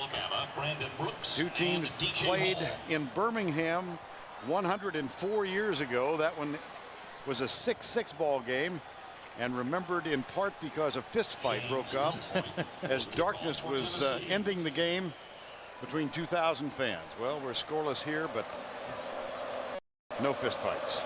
It hasn't been boring, just low scoring. Yes. Ooh, I like that. Yeah. Will Hoyt will kick off. DJ Hall, one of the deep men. Brandon Brooks, the other. They'll let it go. And that one goes back into the end zone and out to the 20, and Alabama gets the ball. What are your thoughts on the first half? Well, it was a very even first half. Neither team able to run the football on the other defense. Neither team too good on third down offensively. Both teams had a turnover. So it was kind of played to a stalemate, and that's why we have the 0-0 score. I think this second half, those intangibles are still going to be a huge factor. Special teams, turnovers, field position, and then which offense can make some big plays in the passing game. They got to get some big chunky yardage out of the passing game instead of the run. Alabama gets the first chance to make something happen. Croyle hands it off to Darby. Antoine Caldwell pulls left. They ran this play in the first half. He didn't have anybody to block. This time, he is a snowplow. 2 times that they've been able to get on the perimeter against this Tennessee defense. And DJ Hall gets it started. He comes in on the crackback block, and that seals the corner. And then they get the lineman out in front, and Kenneth Darby with more room outside than he's had running inside in the first half of this game. An 18-yard gain on the first play of the third quarter gives him 51 for the game. In the eye on first down and 10. Fake the draw. Go back to pass. Croyle hit. Fires it over the middle, incomplete. And let's check in with Tracy Wolfson. Thanks, guys. I had a chance to speak with Coach Fulmer at halftime, and they said, we're playing well. We just need to come out and establish ourselves in the first 5 minutes. He says, it's 0-0. What you expect from an SEC football game, Tennessee and Alabama. That's typical for us. Back to you guys. All right. This Tennessee team won here 2 years ago, 5 overtimes. They won here in 2001. They won here in '99. So they've won their last 3 in Bryant-Denny. Brody Croyle took a real shot on that last play. He still looks a little slow moving to the line of scrimmage. And Darby is a little slow getting to the line of scrimmage because of the fine defensive play. There's a flag on the far side of the field. Let's take a look at the halftime stats, Todd, presented by Garmin. Again, you see very similar. Turnovers even. Rushing yards about the same. Alabama with a little advantage on the passing yards, and so therefore the total yards. But 2 defenses who have played well all season, and they continued that here in the first half today. And now a a long yardage situation for Alabama. And again, Brody Croyle took a good shot on that incomplete pass. Kevin Simon hit him up high and then drove him down to the ground. You can see that helmet work all the way back up the face of Brody Croyle, and I think he's still feeling that a little bit right now. Penalty against Alabama declined by Tennessee, leading the Crimson Tide with a 3rd down and 10. Last 2 3rd down and long situations, Tennessee has sacked Brody Croyle. You can't hold the ball very long against this Tennessee defense. Tennessee brings 4, 1 from the corner. Croyle inside route. Keith Brown, he's going to be short of the 1st down. And for the first time this year, Alabama will fail to score on its opening possession of the 3rd quarter unless they do the totally unexpected and go for 1st down. No, you got to play field position. Absolutely. And Keith Brown's got to know, against a defense this fast, as soon as I catch that, I've got to get right up field. The longer I try to go to the side, the worse opportunity I'm going to have to convert that 3rd down. Jeremy Schatz in punt formation for Alabama. Jeremy Schatz on the punt. To receive for Tennessee. For the 3rd time in the ball game. Lucas Taylor will let it bounce, and it takes an Alabama roll. Comes to rest just at the 15-yard line. No return on the punt. Tennessee's ball at the 15. 39-yard punt, nothing on the return. Punt, no return. Rick Clausen will be at quarterback when the Volunteers take the field with the football in a scoreless football game. Listen up, Keith. We got a roping and wrestling and riding fracas going on here. You know, there's an article in the game program today. Brody Croyle has a little rodeo experience in his background. Says he might get back into it when he's done playing football. I'll tell you what, bull riders are tough hombres. Here's Tennessee's running back Gerald Riggs is stuffed by Wallace Gilberry, who had the biggest defensive play of the 1st half on a reverse 10-yard loss on Lucas Taylor. Gilberry. Gerald Riggs doesn't look right to me. I don't think he's hurt, but he looks a little tentative running the football. I think Arian Foster gave him a little bit more of a boost there in that 1st half when they did run the football with some success than Riggs has been able to generate. 2nd down and 10. Clausen quick setup, brings it to the near side. Robert Meacham makes his first catch of the ball game, and it gives us a chance to head back to New York. Check in once again with Tim. All right, Vern, in Texas, Selvin Young with just under 2 minutes remaining until halftime takes it in from 7 yards out. It's 31-10, Texas over Texas Tech. And word out of Athens, fellas, is that Georgia quarterback DJ Shockley suffered a sprained MCL to his left knee, and for now, he is not expected to play in next week's game with Florida. Big news. My goodness, that's going to leave it on Joe Tereshinski's shoulders against the Gators, a game that we will have for you. On 1st down and 10, here's the sweep left, and it's Riggs, and again, nothing there. Hard to run sideways against this defense. I don't care how fast you are as a tailback. The strength of this Alabama defense is their ability to run sideline to sideline. D'Amico Ryans in there on another tackle. He's the leading tackler in the 1st half for Alabama with 7. Where Tennessee did have some success running in that 1st half was in between the tackles against the smaller defensive tackles that Alabama has. 2nd down and 8. This drive began inside the 15. It's Riggs. Tries to dance out of trouble, and he foxtrots right into it. D'Amico Ryans, number 35. He is just such a steady ball player. There he is, number 35. In tight to the line of scrimmage, reading the keys of the lineman block, staying free of the blocks, and there to finish off the tackle. And when he gets to you, he does not miss very many tackles. A very fundamentally sound linebacker. 3rd and 9.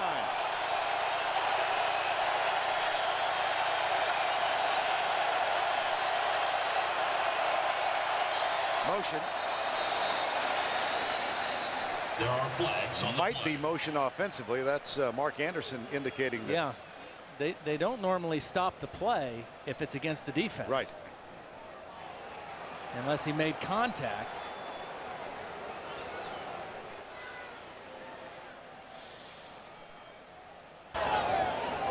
Prior to the snap, offside on the defense. The defender got into the zone, causing a false start. Therefore, the penalty is on the defense.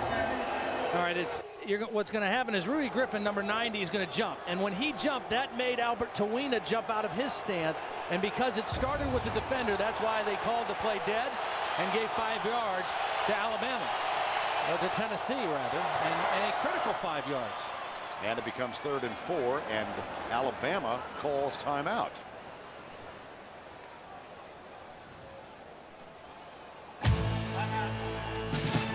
Zero from Bryant Denny. Back in a moment. Full house, and among those here in the center of the picture, Secretary of State Dr. Condoleezza Rice, and just to your left as you look at it is British Foreign Secretary Jack Straw. They've been honored guests here over the weekend. Condoleezza Rice threw the coin toss. I'm sure she's explaining to Jack Straw right now that this is very much like soccer because we have no score. Right, that's exactly right. It's 0-0. See if Tennessee can take advantage of that costly penalty on the 3rd and 4 now instead of 3rd and 9. They were 2 of 7 on 3rd downs in the first half. Play clock running down on Rick Clausen. He might have to burn a timeout here. That's just terrible. Does get it, but Arian Foster breaks loose. Wow. And picked up the first down. They had him buried behind the line. And the reason that they had him buried was because the play clock was down so far. I don't think the Tennessee offensive line thought Rick Clausen was even going to snap the ball. And Alabama just blew into the backfield and almost stopped that play behind the line of scrimmage. But credit Arian Foster again with the great effort. Watch the play clock and the Tennessee linemen looking. They didn't really get off the ball. But Arian Foster did not give up on the play and converted a huge first down. Freddie Roach missed the tackle. The middle linebacker. And here's Foster coming right out near the 49-yard line. I mean, that was big. I want to go back to, again, you say, well, that penalty on Rudy Griffin seemed like kind of a harmless penalty here to start the 3rd quarter. But in a game like this, those things are huge because in the first half, Tennessee was 2 of 7 on 3rd down, and the average yards they needed was almost 9 yards. Injured Dominic Lee down on the field for the Alabama defense. That penalty gave them 3rd and 4 instead of 3rd and 9. And they converted it thanks to the effort of Arian Foster. And Dominic Lee replaced Rudy Griffin after the penalty and now is the injured player.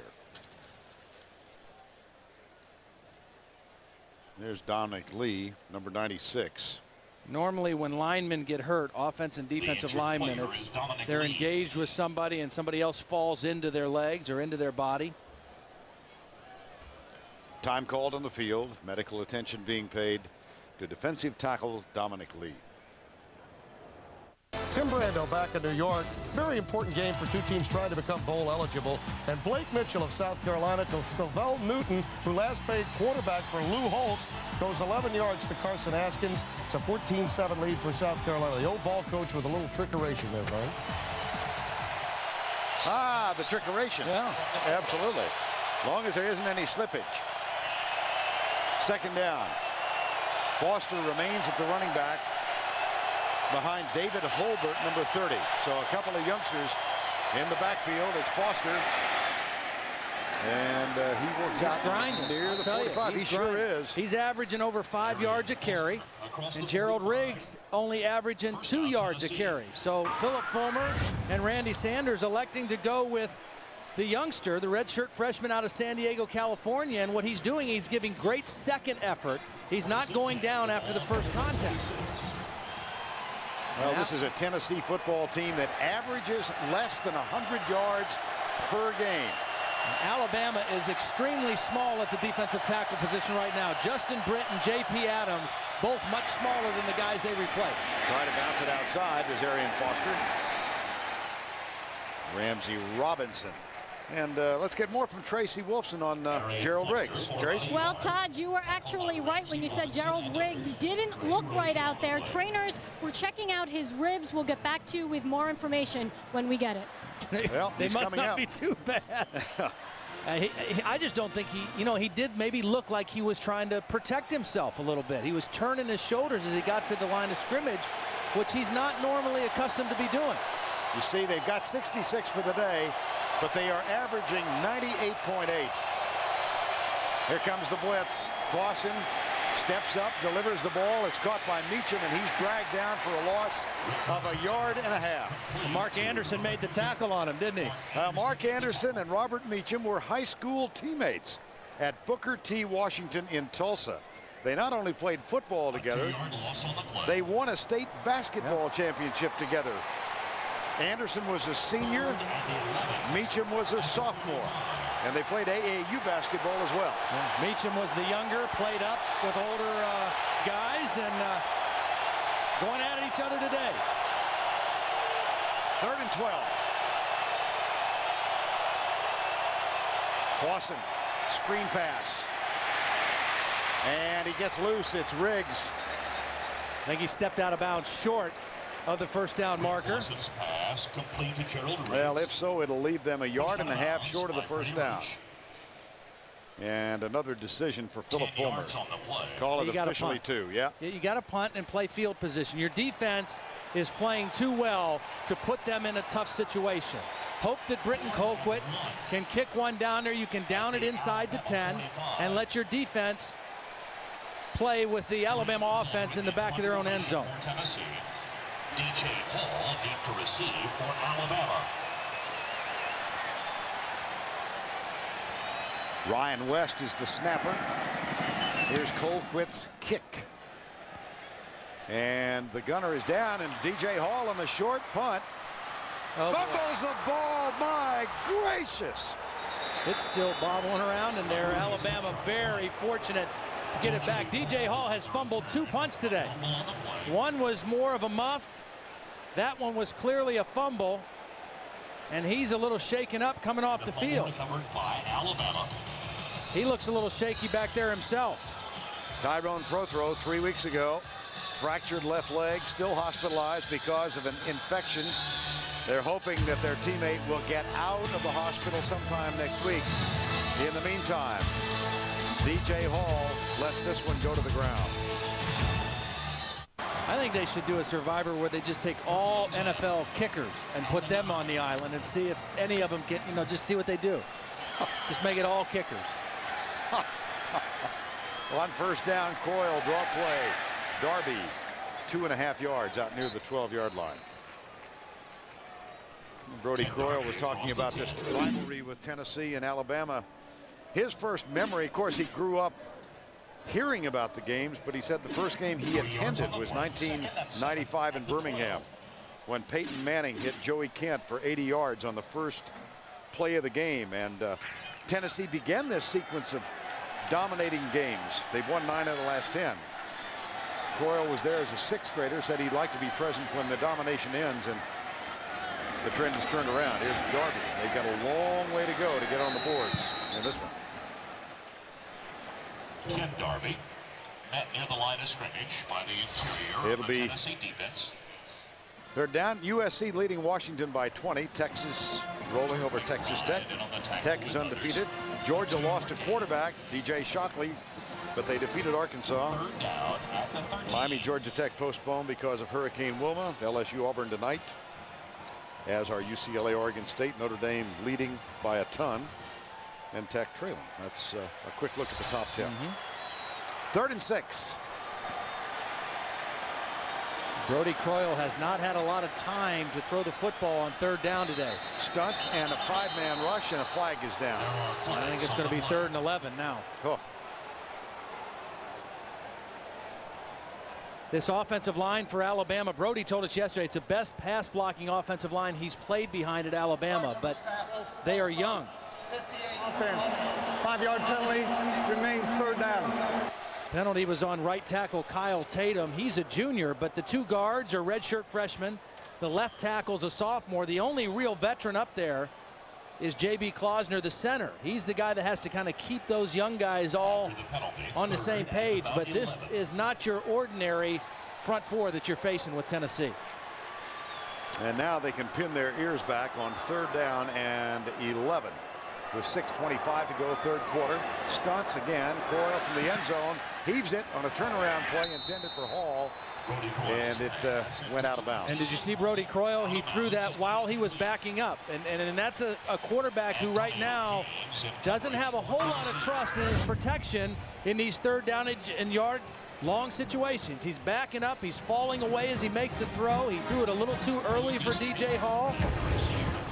And that's all because of the pressure from this Tennessee defensive front.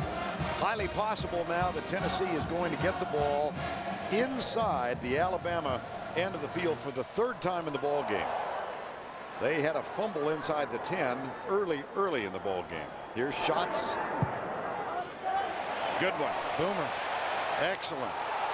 At the 40, Lucas Taylor. Flags are down. So is Lucas Taylor. Lucas Taylor on the return. 52-yard punt for the tiny guy who does those chores. Jeremy Schatz, 5'7" and 148 pounds. He'd be a survivor on that island. Yeah. And they're going to get the penalty on top of it. So what looked like was going to be outstanding field position for Tennessee is just going to be ho-hum field position after the long punt and the illegal block.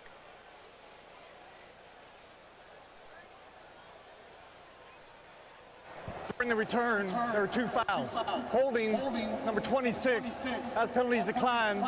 Illegal block at the back, number 6, 10-yard penalty, first down. Boy, that's costly. We've seen some, again, in a game like this, 0-0. Every penalty is magnified. That's a huge one for Tennessee.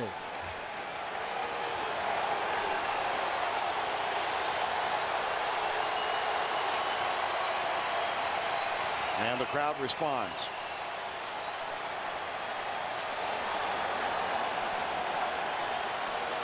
Rick Clausen. First and 10 at the 35. His parents, Jim and Kathy Clausen, back here from their home in Thousand Oaks, California. They have missed only one game in Rick's career, or Casey, his older brother. That was because of Hurricane Katrina, the game, or Rita, actually, the game at LSU. Here's Clausen.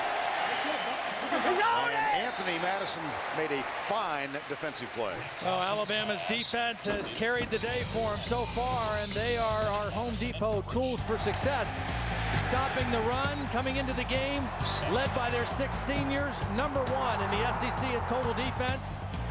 Wallace Gilberry with the huge play, stopping the reverse, and all day long they've made life miserable for Gerald Riggs. Joe Kynes, the defensive coordinator, has to be pleased with the way his defense has played. Tennessee 2nd and 10.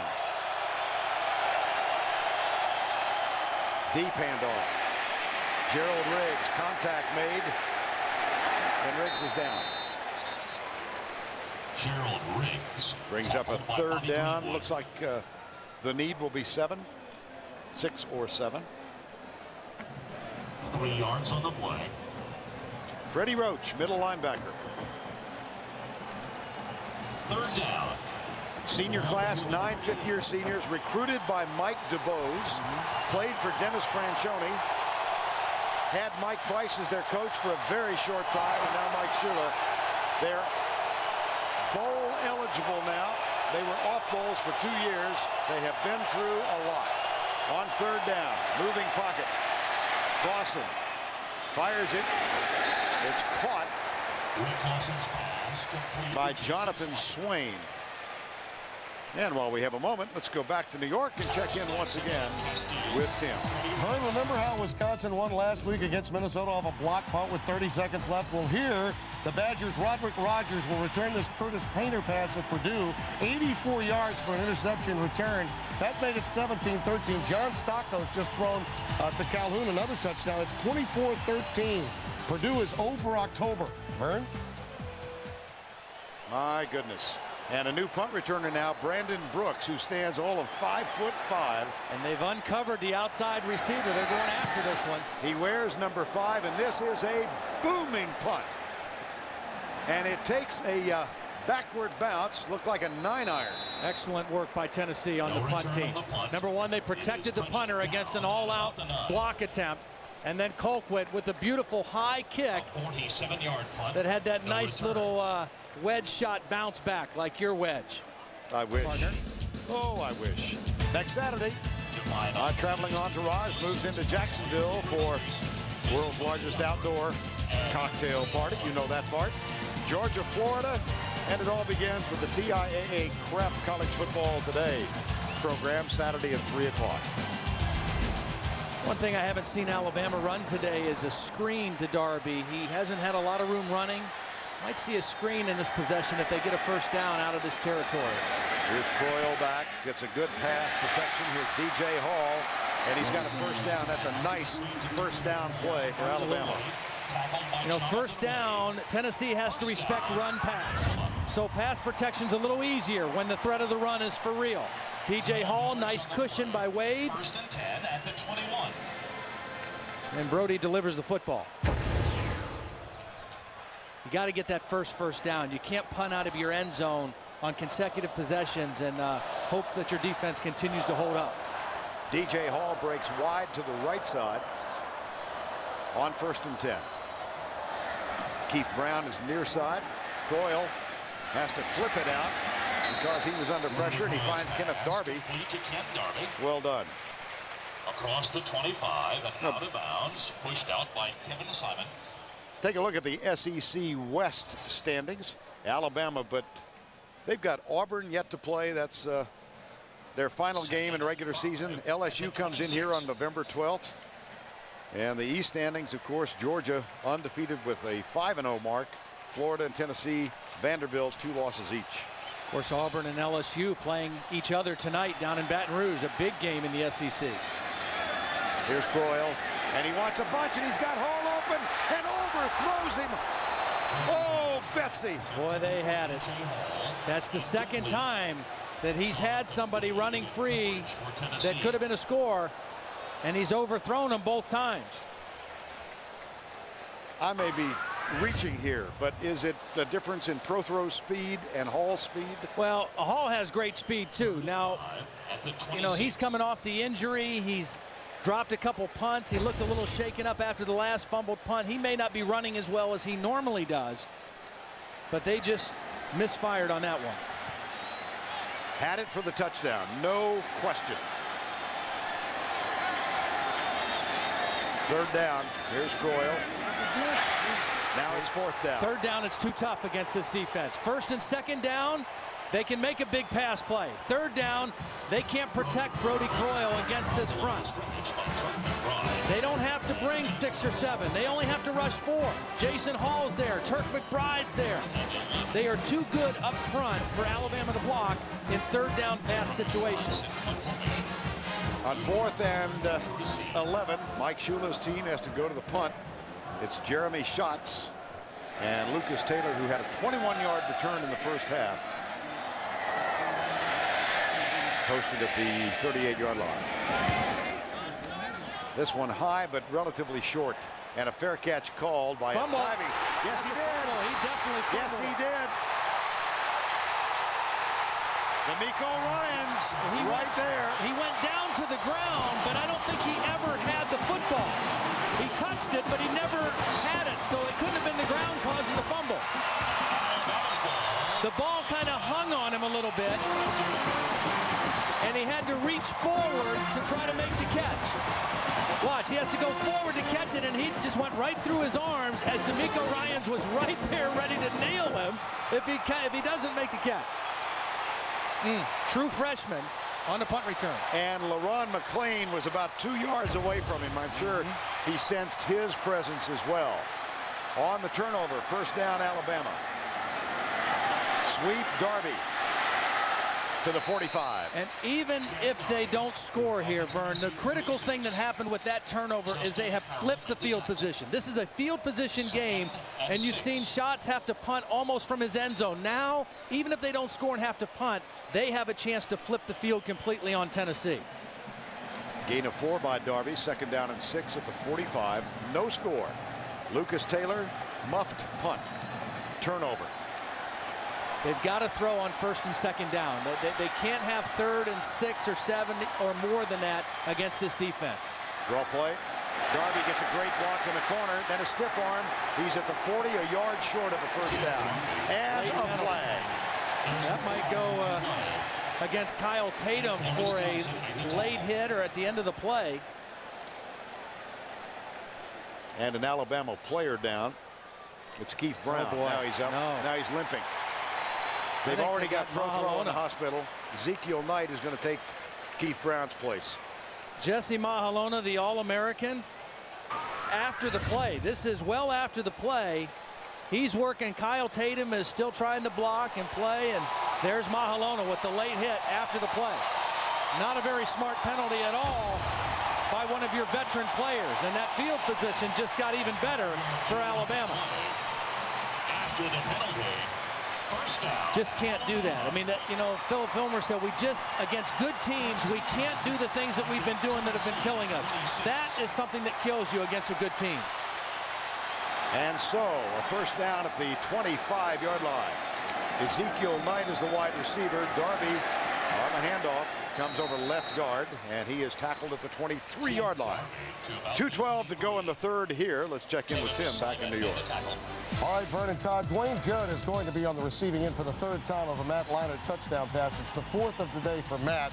It's 44-17 against Washington in the third. Given what we've seen with Prothro this year, fellas, Croyles last year, DJ Shockley today, why are these guys in the game? Very good question. Very good question, Tim. And another player down now. Is Antoine Stewart. Antoine Stewart, the safety for Tennessee, is the injured man. That will bring in Demetrius Morley, his backup, who is a true freshman, a very talented youngster. They expect to be an outstanding player here, but a true freshman nonetheless. Looks like Stewart is going to be okay, but at least for one play, there'll be a true freshman in at free safety. And I'm sure that Brody Croyle and Dave Rader and Mike Schuler are aware of that right now as well. Don't let the home team down. So Stewart gives way to Morley. Mike Schuler, last chat with Brody Croyle. For additional information, look at www. 24 passes, 24 rushes. Yeah. But the problem is when they've had those pass plays called on third down and 6, 7 or more, it just has not worked. I mean, they've got to stay out of those situations. That's why this play right here, 2nd and 7, is so critical. Get something positive out of it. High formation again, 2 wide receivers left. And Croyle drills it. Caught at the 16-yard line. That's DJ Hall, who's having a big, big day. See, that's what I mean. That's positive. They didn't make the first down, but now it's 3rd down and short instead of 3rd down and 7. 3rd down and short, they could still run here. So Tennessee has to respect that. So they can't just be overly aggressive in rushing the passer. They've got to respect the run here on 3rd down and short. DJ Hall came in having caught 13 passes in the first 6 games. He's made 9 receptions today. 3rd and 1. Alabama 0 for 3 on 3rd downs so far in the second half. Power eye. Hand off. Darby reaches. I think he got it. See, that's the difference. 3rd down and 1, 3rd down and 2. You can run the ball if you've got a great back. Wow, they're not giving it to him. It looked like he reached that ball forward, but they're signaling 4th down right away. Dancing around the hole, reached the ball forward, but they marked it down short of that yard line. Oh, brother. They're going for points. Bad spot. Yeah, I think it was a bad spot. And so they bring Christensen on. Matt Miller to hold. They're down to 5 seconds on the play clock. They've already wasted 1 timeout. You don't want to waste another one here. There's the snap into the wind. The kick is up. Jamie Christensen breaks the scoreless tie. 33 yards out. Money delivers. That's his nickname. So given to him by Matt Miller, the holder, earlier this year.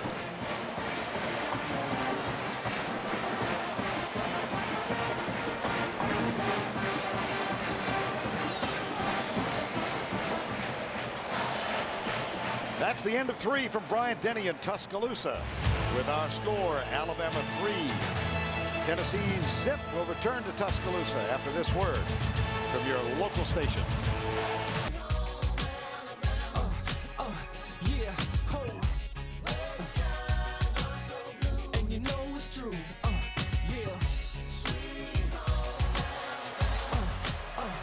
Fifth-year senior Brody Croyle, Rainbow City, Alabama. Alabama born and bred. Interesting, he reminds us both of a guy who plays in the NFL. It reminds us of Brett Favre. I mean, just kind of the way he plays the game. He's got that kind of swagger. You see him do the little underhand flips, anything to move the chains, scramble when he has to. He's tough as nails, even though he's not a very big guy. Not a big number day to day, but he'll take a win any way he can get it against Tennessee. Has yet to do it in his career. Jamie Christensen just broke this scoreless tie. He kicks off. Lucas Taylor moves up to grab this one at the 5. To the 15. Oh, boy. Got speed. Does he ever? And he's all the way out to the 46-yard line. Good for him. After fumbling the punt that gave Alabama position to get the first points on the board, they put him right back on kickoff return, and he brings it all the way out close to midfield. That's outstanding for him to be able to shake off the previous mistake, come right back, stick it up in there on a kickoff return, and get his offense excellent field position. 41-yard return, and the Tennessee offense takes the field for the first time in the fourth quarter. Smokey can't bear to look. Arian Foster is in at running back. Rick Clausen continues at quarterback. Clausen to throw. He's going deep for Jason Swain. Man coverage, flagged down. What a catch. And Swain has the grab. And that shows you the strength of Jason Swain. I think Anthony Madison's going to get called for interference. I mean, he was grabbing all over Jason Swain, but Jason Swain is a 220-pound wide receiver who just uses that muscle to go up and get this ball. I mean, there's a little grabbing and pushing. There's the push, but Swain never loses his focus on the football. Number 9 on the defense. The penalty is declined. Result of the play is first down. 35-yard gain. First down, Tennessee. Anthony Madison, 5'9", 180 pounds. Jason Swain, 6'1", 220, and he just got out-muscled on that play. And he's on the sidelines, and Simeon Castile has taken his place now at that cornerback position. Swain breaks the huddle, one of 4 Tennessee players from Alabama. He's from Huntsville, as Todd told you in the first half. First down, a 35-yard gain. Here's a blitz. Fumble. Oh, they got it back. My goodness. Gerald Riggs, or no, that was Foster with the fumble. Riggs fumbled earlier in the game that time. A hard hit from Roman Harper knocked the ball loose. And Tennessee avoids another costly turnover. There's the fumble. Oh, boy. I think Albert Taween is the guy who ultimately, or no, it was Richie Gandy, the center, that fell on it. So Riggs, who fumbled inside the 10 in the first half and sat for a while, now replaces Foster, who fumbled at the 20. Second down and 12. Clausen hands it to Riggs. Riggs is back in there. And he's cut down at the 20-yard line by Ramsey Robinson, number 1. By Ramsey Robinson.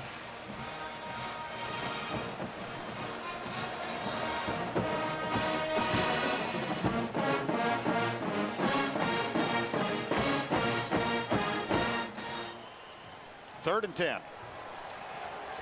Well, if you're Rick Clausen right here, you've just got to be smart with the football. If you can convert it, great. If not, you're in Will Hoyt's range.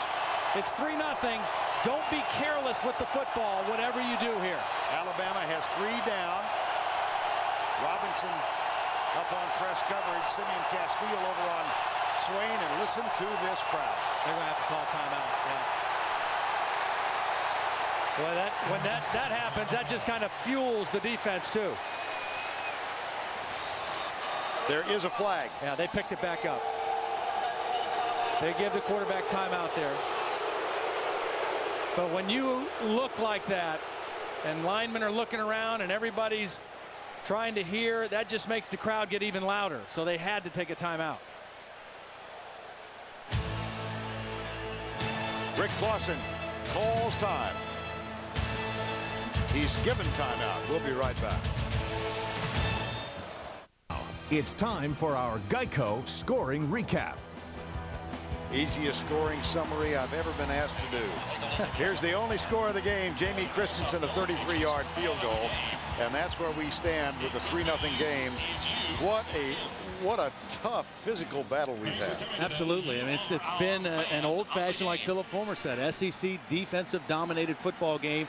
And it's now when those intangibles, a play on the special teams, a turnover, that's what's going to swing this game. And for Alabama, when they scored, it was a special teams play and a turnover, a costly penalty. They got 3. Special teams play set up this drive for Tennessee, plus the big throw. But now 3rd and 10 for Rick Clausen. 3 down for Alabama.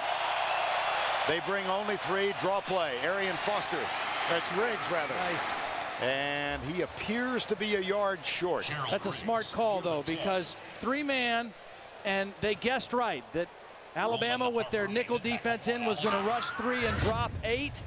You've got to be able to run the football against that kind of a defense. And they did run it, but just not quite enough. 3rd and 10, and they got 9. But they're clearly in James Wilhoit's range. Well, he's 4 for 8 for the year.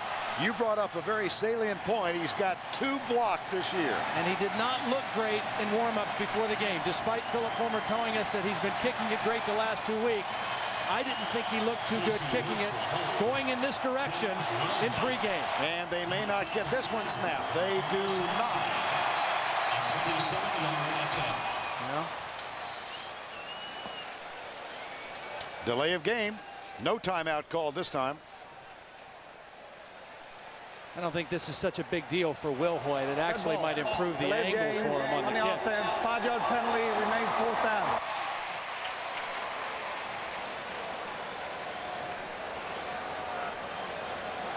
Becomes a 32-yarder to tie the game. Snap important, hold important. The holder here, Casey Woods. His dad is the running back coach, Sparky Woods, for the Alabama Crimson Tide. An important transaction right here.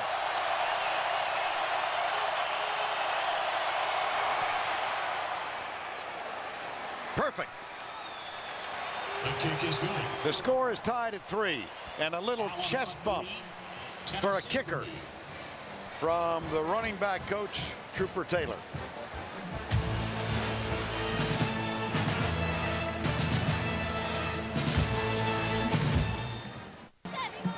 Three ball game.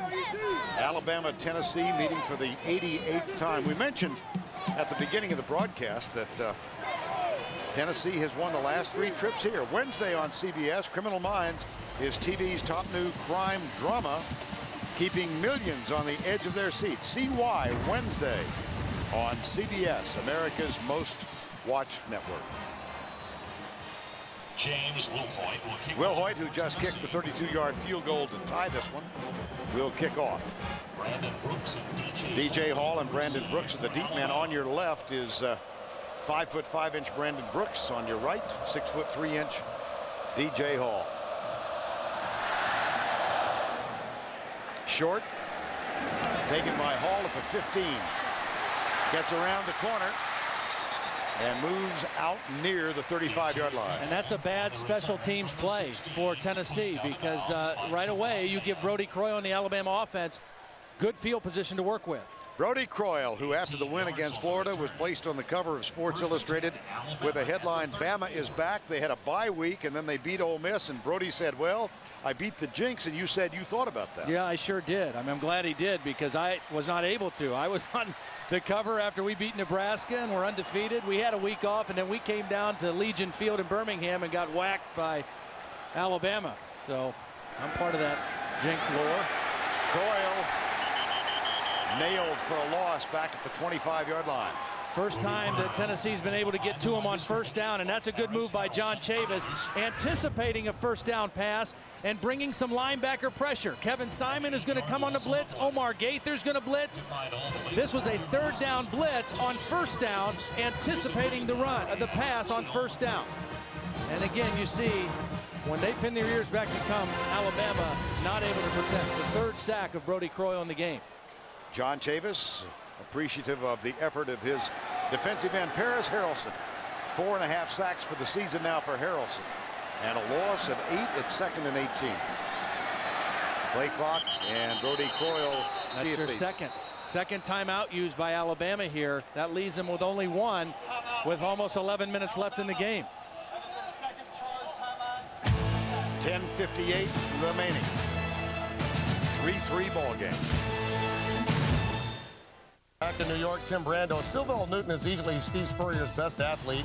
He's been a wide receiver. He threw a touchdown pass today. Now he lines up at running back, takes it in 28-14. He would be carted off the field with a left ankle injury. And then moments later, Jay Cutler, an outstanding quarterback, hits Earl Bennett from 41 yards. Under 8 to play, it's now 28-21 in a game that could be the catalyst to a bowl game for one of those two. Vern? All right, Tim. Indeed, some seats better than others here at Bryant-Denny. But at least you're getting to view it live. 2nd down and 18 back to play. High formation again, and Coyle straight drop back, swing pass out to the right side. Darby, and he is brought down. Oh boy. Brody Coyle's pass complete. Kevin Simon, who has had a huge day today. He sure has. Omar Gaither as well. Those two linebackers have been all over the place. And Alabama, after 148 yards in the first half offensively, right around 50 here in the second half, and facing a 3rd and very long situation. And the same thing applies now for Brody Croyle. You got to be smart with the football, get what you can, hunt and play defense, because that's what this game is all about right now. You can't have another turnover, and you can't make a bad mistake. Keith Brown is back on the field, injured earlier in the quarter. And Croyle, wow. Jailbreak. I mean, they cannot block them. On 3rd down, out of the shotgun, they can't block.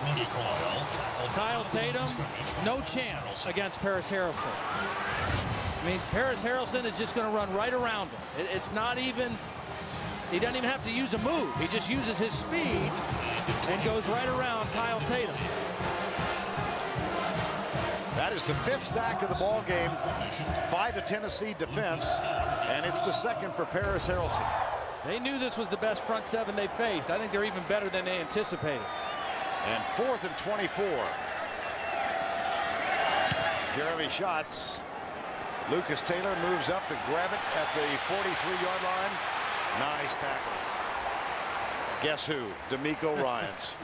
Plays on all the special teams, but nonetheless, Tennessee will start with excellent field position.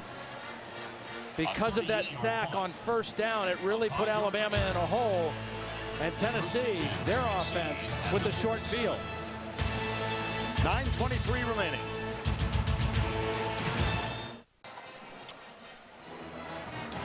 Alabama scored first. Tennessee tied it at 3. Thanks to a big play from Lucas Taylor, their freshman returner. Now he muffed a punt. That led to Alabama's first score, but he came right back and returned the ensuing kickoff back past the 50-yard line. 1st down play, Rick Clausen. 35 yards to Jason Swain, their biggest play offensively of the day. That led to the game-tying field goal, and in a game like this, those kind of plays are what make the difference. Rick Clausen telling us on the phone on Wednesday, we still have a lot to play for this year. I know this is an imposing defense we're playing, but we are a team with a lot of pride, and we can still have a really good season. They're trying to get the lead now in a 3-3 game. Here's Clausen, and it's delivered on a rope as we go down to Tracy Wolfson. Guys, Rick Clausen has been showing his leadership skills on the sideline all game. Just before he went over to Gerald Riggs and asked him how he was feeling, Riggs said, "I'm hurting." And Clausen responded, "I'm hurting too. Let's get it done." He has great poise. I really admire his leadership. The players respect him. They love him. And back-to-back now on their possessions. 1st down plays, 35 yards. The last one on 1st down, that was a 16-yard completion. And Tennessee in great position. Arian Foster is the running back, the deep back in the eye. And it's Foster who comes left. Tackled at the 35-yard line, sets up a 2nd down and 7. By Rudy Griffin. Rudy Griffin makes the tackle. Now Red Lobster presents today's scholar athlete. It's Matt Collins, linebacker with a 4.0 grade point average in biology. He graduated from high school with a 4-point GPO. Red Lobster's commitment to the investment of our future shown today by donating $1,000 to Alabama's General Scholarship Fund. 2nd and 7. Pitch, Foster chased by Jawan Simpson, who misses the tackle, and the knee is down at the 29-yard line. Arian Foster, tackled by Roman Harper. Well, I like what Arian Foster has given them today. I mean, he's given them a little bit of a burst. Gerald Riggs, not 100% healthy. Arian Foster, a redshirt freshman, only 22 carries on the season coming into today. But he has given him a real boost. 12 carries for 52 yards, and more importantly, he's averaged 4 yards every time he's carried the football against this Alabama defense. 3rd and 2 in a tie game with 7.5 remaining. Alabama and Tennessee.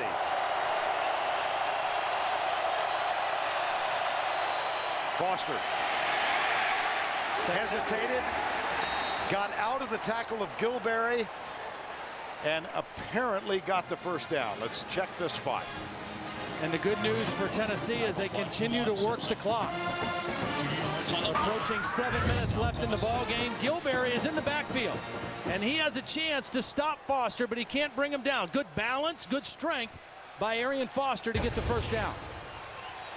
Philip Fulmer has won 10 and lost 2 in his years as the head coach of Tennessee against Alabama, including 9 of the last 10. Clausen, Riggs, out of the tackle, to the 5, 1st and goal, Volunteers. Somebody ran right by a tackle. I'm not sure who it was for Alabama, but somebody was unblocked and ran right by Gerald Riggs, and Riggs busted it into the secondary. Take a look at this play as Riggs brushing it outside. Simeon Castillo can't get him. He ends up dragging him down, chasing him down, but a couple bad tackles and a couple bad angles. Charlie Peppra with a bad angle, not able to make the tackle, and Gerald Riggs with his best run of the afternoon. But Riggs is now down, and the medical staff is out on the field attending to Gerald Riggs.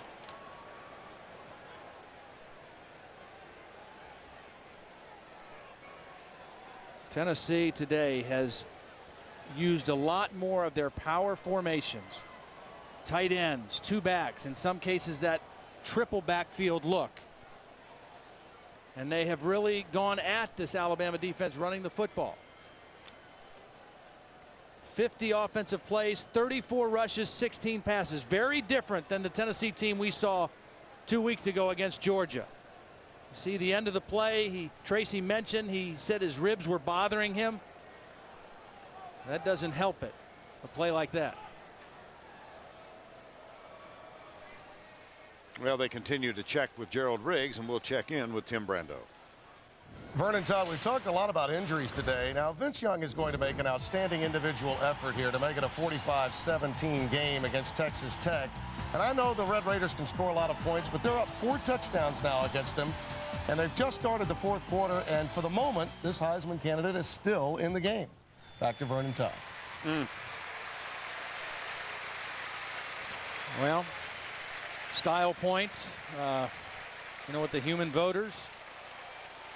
Gerald Riggs being assisted to the bench. Well, both of these teams have lost stars in the last month.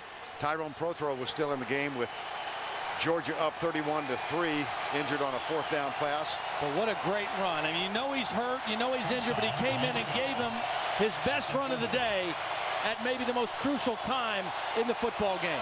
Foster in the backfield on 1st and goal in a tie game, 3-3. Penalty. Flag. Another costly movement penalty is going to knock him back 5 yards outside of that 5-yard line.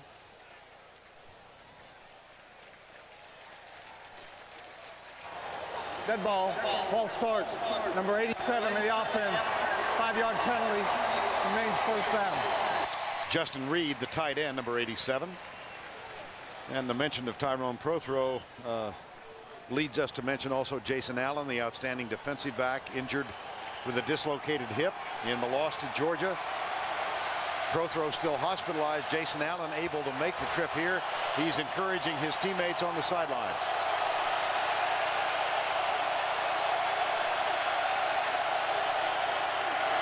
Foster trying to dart outside. Good job, D'Amico Ryans. Beauty. his 11th tackle today. Again, this defense has been excellent in the red zone this year. Only 8 scores allowed when teams get in the red zone. D'Amico Ryans playing his linebacker position right there. He's going to come in and make this play. He first makes Foster come back inside. Second down, goal to Clark also, Jeremy Clark in there to make the play as well. Second and goal at the 10. The clock keeps going against him. That's the only good thing for Tennessee right here is that the clock is definitely in their favor right now. Timeout. Tennessee has now used 2 of its 3. That is their second charge timeout of this half.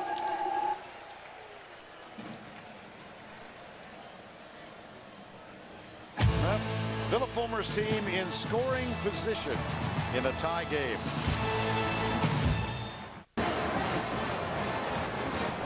.526 to go in the ball game. A 3-3 game at Bryant-Denny Stadium in Tuscaloosa.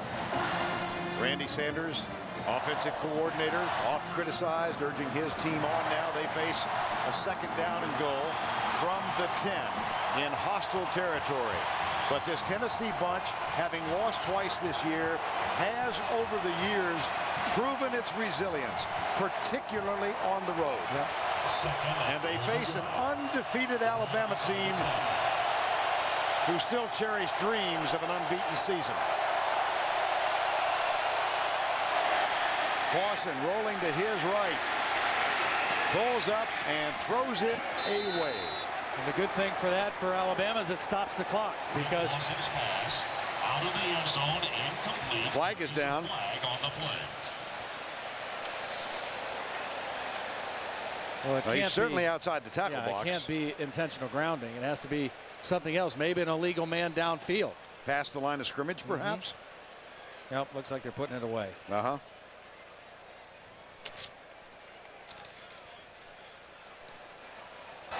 Illegal forward pass on the offense. Across the line of Pass scrimmage. was beyond the line of scrimmage. Okay. 5-yard penalty from the spot of the foul. Lost it down. Wow, loss of down. That's Fourth what's down. so critical. Ball was on the 10-yard line as Rick Clausen is rolling. And there you see right there, left foot going across the line of scrimmage, across the 10-yard line. And so now it's 3rd and 15 instead of 2nd and 15. A huge penalty.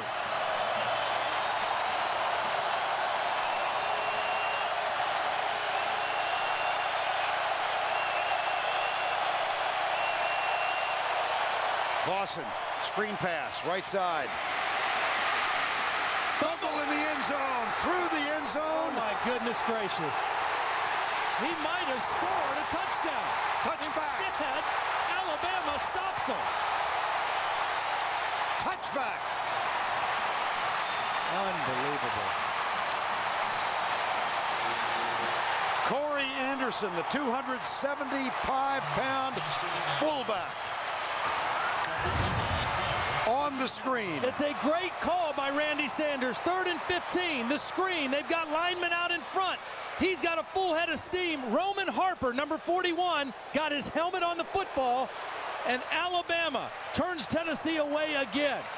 Roman Harper, at 195 pounds, hits a 270-pound fullback going full speed and knocks the ball loose. Wow, what a hit. In the first quarter, Gerald Riggs fumbled at the 9-yard line to deny Tennessee an opportunity. In the fourth quarter, with 5:08 to go, Corey Anderson fumbles through the end zone. Touchback. And elation on the Alabama bench and on the field. Rob Smith is still down on the field for Tennessee, their starting left guard. What a play by the senior Roman Harper. Wow. I mean, think about it now. The courage of him. He's 195 pounds. He's coming up to hit a guy that's 270 pounds. And he just did not back off one bit and knocked the ball loose. Pivotal play in the ball game. One of 6 seniors starting on this defense. Roman Harper, I thought he was going to score. And Harper knocks the ball out with the perfect hit. Rob Smith walking off the field. That's good to see. But now the reality for Alabama, partner, is that, yes, they stopped the score, but they've only got one timeout, and they have not been able to block Tennessee's rush in pass situations. So they've got to make hay on 1st and 2nd down and use some maximum protection for Brody Croyle if they want to throw the football. They've got bunches to the right side. The handoff to Darby, and he is nailed. Boy, this tenacious Tennessee defense is dominated in this half. Alabama only 46 yards in the whole 2nd half. Tennessee has completely outgained them. Let's check in with Tracy Wolfson. Guys, along with those bruised ribs, Gerald Riggs has a right ankle injury. They just took him to the locker room on crutches to give him x-rays. If we get any more information, of course, we'll bring it to you. Thanks, Trace. Loss of 1 last play, 2nd down, 11. 2nd and 11. Corey Anderson walks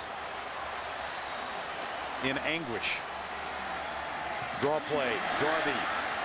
There was Paris Harrelson reaching from behind.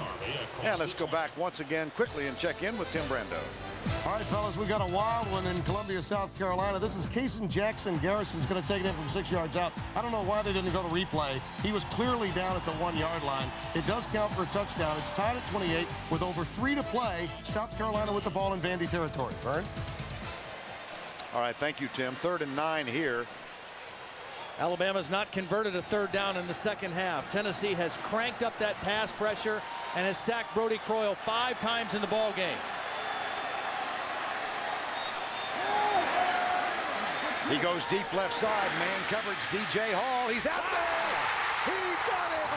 The one time they gave Brody protection, he comes through with the big time throw to DJ Hall.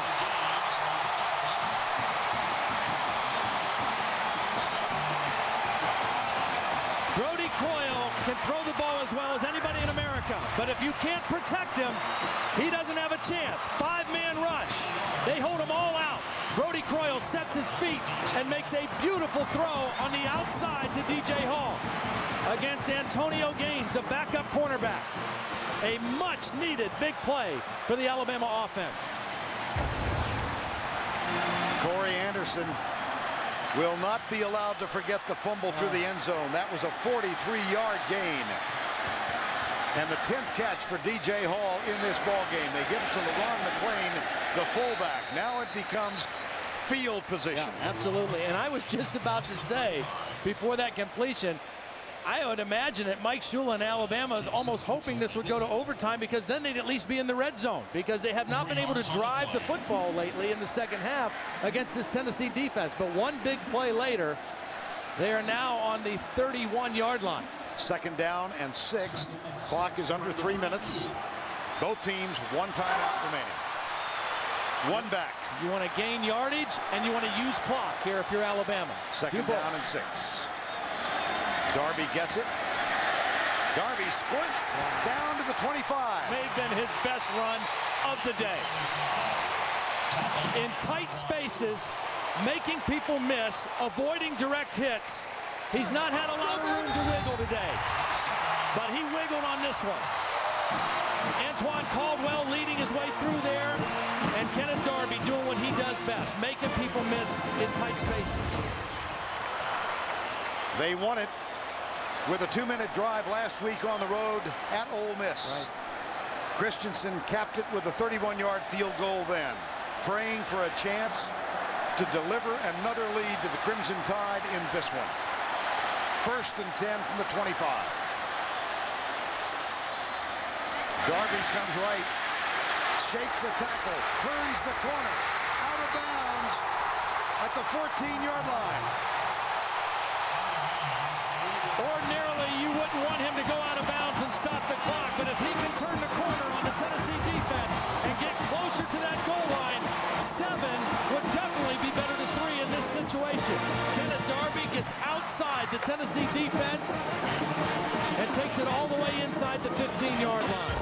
Back-to-back outstanding runs by Darby. Clock stops, 1:53 to go. This is where you see your Warriors take over. Brody Croyle, Kenneth Darby. Not big number games for him today, but when it counts, making plays. At the 14, Klausner will snap it back to his roommate, Brody Croyle. Darby stopped at the 14. And the clock will wind down now. Tennessee has one timeout, so they can stop the clock one time. They've got to be very judicious with that. Alabama also with one timeout, and they want to save that as long as they can for a field goal. But Alabama wants to use clock and just kind of set this up for Christensen. Now, they may take a shot at it because, again, 7 points would be way better than 3 right here.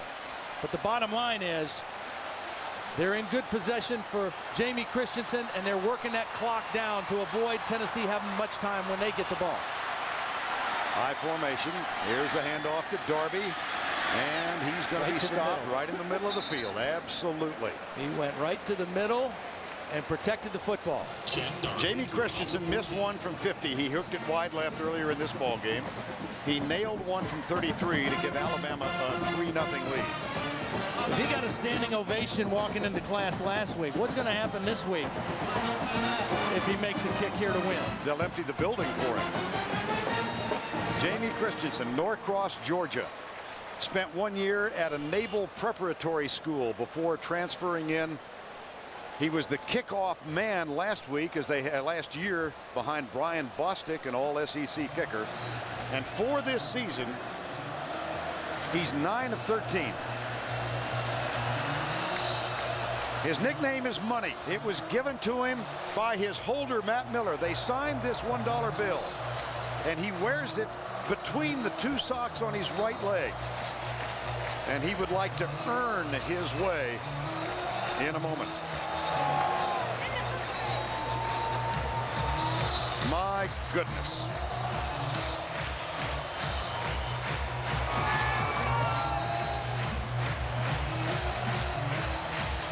It was Corey Anderson's fumble through the end zone that made all this possible. And then the huge pass from Brody Croyle. Let's check the CBS Sports Line stat of the game. Red zone defense today. Get complete game stats at cbssportsline.com. Well, here comes a take the knee by Brody Croyle. Tennessee cannot stop the clock again. They're setting up the game-winning field goal right in the middle of the field. And Brody Croyle goes right to the midway point. We showed you Jack Straw with Condoleezza Rice earlier. He knows about kicking the ball from soccer. Do you think he understands the magnitude of this kick right here in Tuscaloosa, Alabama? Well, he'll certainly hear the noise if Christensen can convert it. Or the silence. University Police. Philip Fulmer's team has won the last 3 trips here. Brody Croyle is right next to the umpire, and he's saying, look, we're gonna call the timeout right when the play clock gets down as far as we can.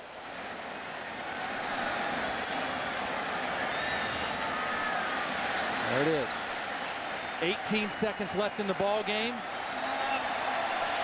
Excellent clock management for the 2nd week in a row by Brody Croyle and the Alabama offense.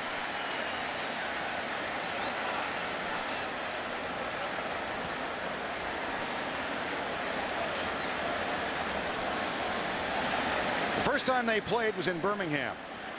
The game ended 6-6. They alternated between Birmingham, Knoxville. They played a few games at Tuscaloosa up until 1930. In 1930, Alabama beat Tennessee here by a score of 18-6. They've not beaten Tennessee in Tuscaloosa since then. Now, they didn't play here between 1930 and 1999. But Brody Croyle, who witnessed the beginning of this Tennessee domination, a 41-14 win in 1995, said, I'd like to be a part of turning this thing around. Here we are. Corey Anderson's fumble into and out of the end zone, the key play of the game. It happened less than 5 minutes ago. Roman Harper with the hit, shoulder and helmet right on the football. Ball goes out of the end zone, and then the long pass from Brody Croyle to DJ Hall to set up this winning kick attempt. Drew Lane, a senior, will snap it. Matt Miller, a senior, will hold it. Jamie Christensen will kick it for the lead.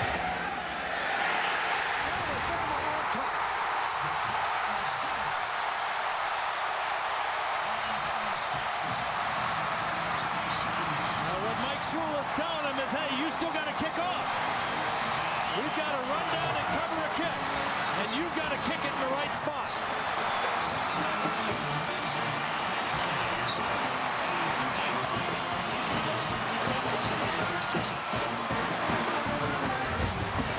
Perfect snap, perfect hold, perfect kick by Money. He'll have a date for homecoming, I can guarantee you that. That'll be Mr. Money to us. Back-to-back weeks, the offense, when the game was on the line, making the play, and that Corey Anderson, the look of dejection. Jamie Christensen, Norcross, Georgia. In his dreams, he hoped for back-to-back weeks like this. We mentioned this rivalry. The only time in the last 9 years that Alabama has won was in Knoxville, 34-14 in 2002. A chance to change all of that. They've not been 7-0 since Gene Stallings was the coach, and they went there in 1996. Mike Shula looking for his first career win against the triumvirate, Tennessee, Auburn, or LSU. His dad, Don, is in attendance today. He, unlike Jack Straw, understands the significance of this game. And this kick right here important. Lucas Taylor returned the last one out to the 50-yard line. They've got to cover this kick effectively. Christensen, it will be taken by Taylor, 3 yards deep to the 10. And cut down at the 22.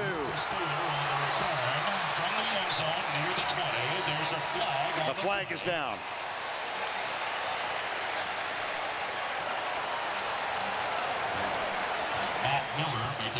Matt Miller, who just held for the go-ahead field goal, made the tackle.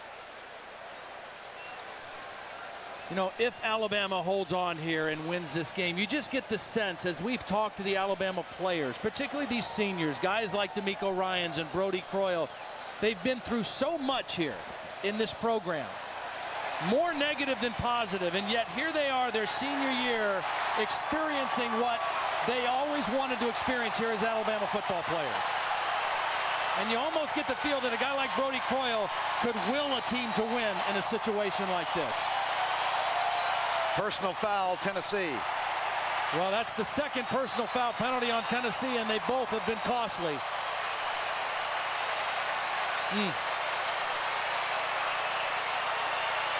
There were 2 fouls on the play. During the return, holding the 28 of the receiving team. We had a dead ball foul, personal foul against Tennessee. Half the distance to the goal will be first down. Jesse Mahalona from Kona Kalua in Hawaii. Eric Ainge has come in at quarterback because of the strength of his arm. And they're pretty much down to 1 play now because of that penalty. They've got to just go ahead and launch it and pray.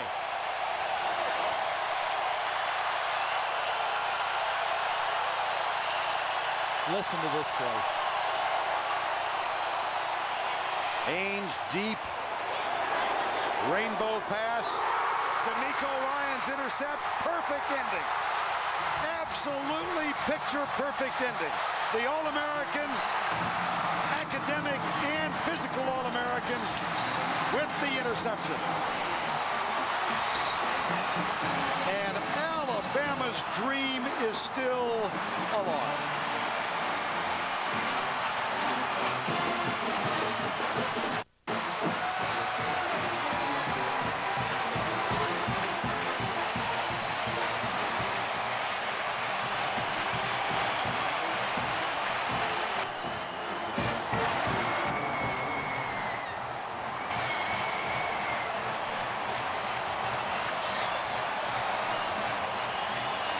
There's a good man, D'Amico Ryans. Absolutely. Let's take a look at the play of the game presented by Wrangler 5-star premium denim jeans. With the call, Eli Gold of the Alabama Radio Network. Shotgun, Clausen holds it, screens to the right side. Blocking backs there. Catch is made. It's fumbled into the end zone and out of the end zone. That is a touchback. It is fumbled out of the end zone. That is a touchback. And Alabama's got the football back at the... And subsequent to that, DJ Hall, 43-yard catch, his 10th catch of the day, as Brody Croyle was given great protection. That helped field goal, and it sends us down to Tracy Wolfson. Well, I'm here, Mr. Money himself, Jamie Christensen. How did you do it? Did you ever think 2 weeks in a row you'd have the game-winning field goal? Just like I do it every day in practice. It's no different. That's a game situation. But obviously this win's big for our team, and I'm just glad to be a part of it. Brody Croyle, you lead the drive downfield. What was going through your mind? You know, just get in field goal range. You know, we know what he's made of in clutch situations, and he bailed us out again. Another big win for the seniors, Coach. Not only do you stay undefeated, but you beat Tennessee. How big of a win is this, not only for you guys, but for the school? You just look up and look at the crowd, you know, just, you know, unbelievable effort by our kids. It wasn't pretty, we know that. You know, we found a way to make a play. Brody hit DJ on that long play, and then, you know, at number 86 again, 2 weeks in a row, which is awesome. And it's hopefully this will springboard us for the rest of the season. Another signature win? We'll keep our initials on it. Thanks, Coach. Congratulations. Back to you guys. Brody Croyle heads to the locker room. Matt Miller with a hold of Drew Lane's snap. Jamie Christensen with a kick, 6-3. That win at Florida against Florida was big. This one was even bigger. I think this one is a signature win for Mike Shula for Alabama. They beat Tennessee. They keep the dream alive. What a game. This was a big play by Gerald Riggs, and then the fumble, Roman Harper with a hit. It went through the end zone. That was the reaction of Brody Croyle.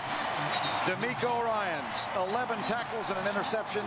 Stalwart effort by Rick Clausen. But it is indeed a signature win. You can put Michael Shula on this one. 6-3 final, Alabama.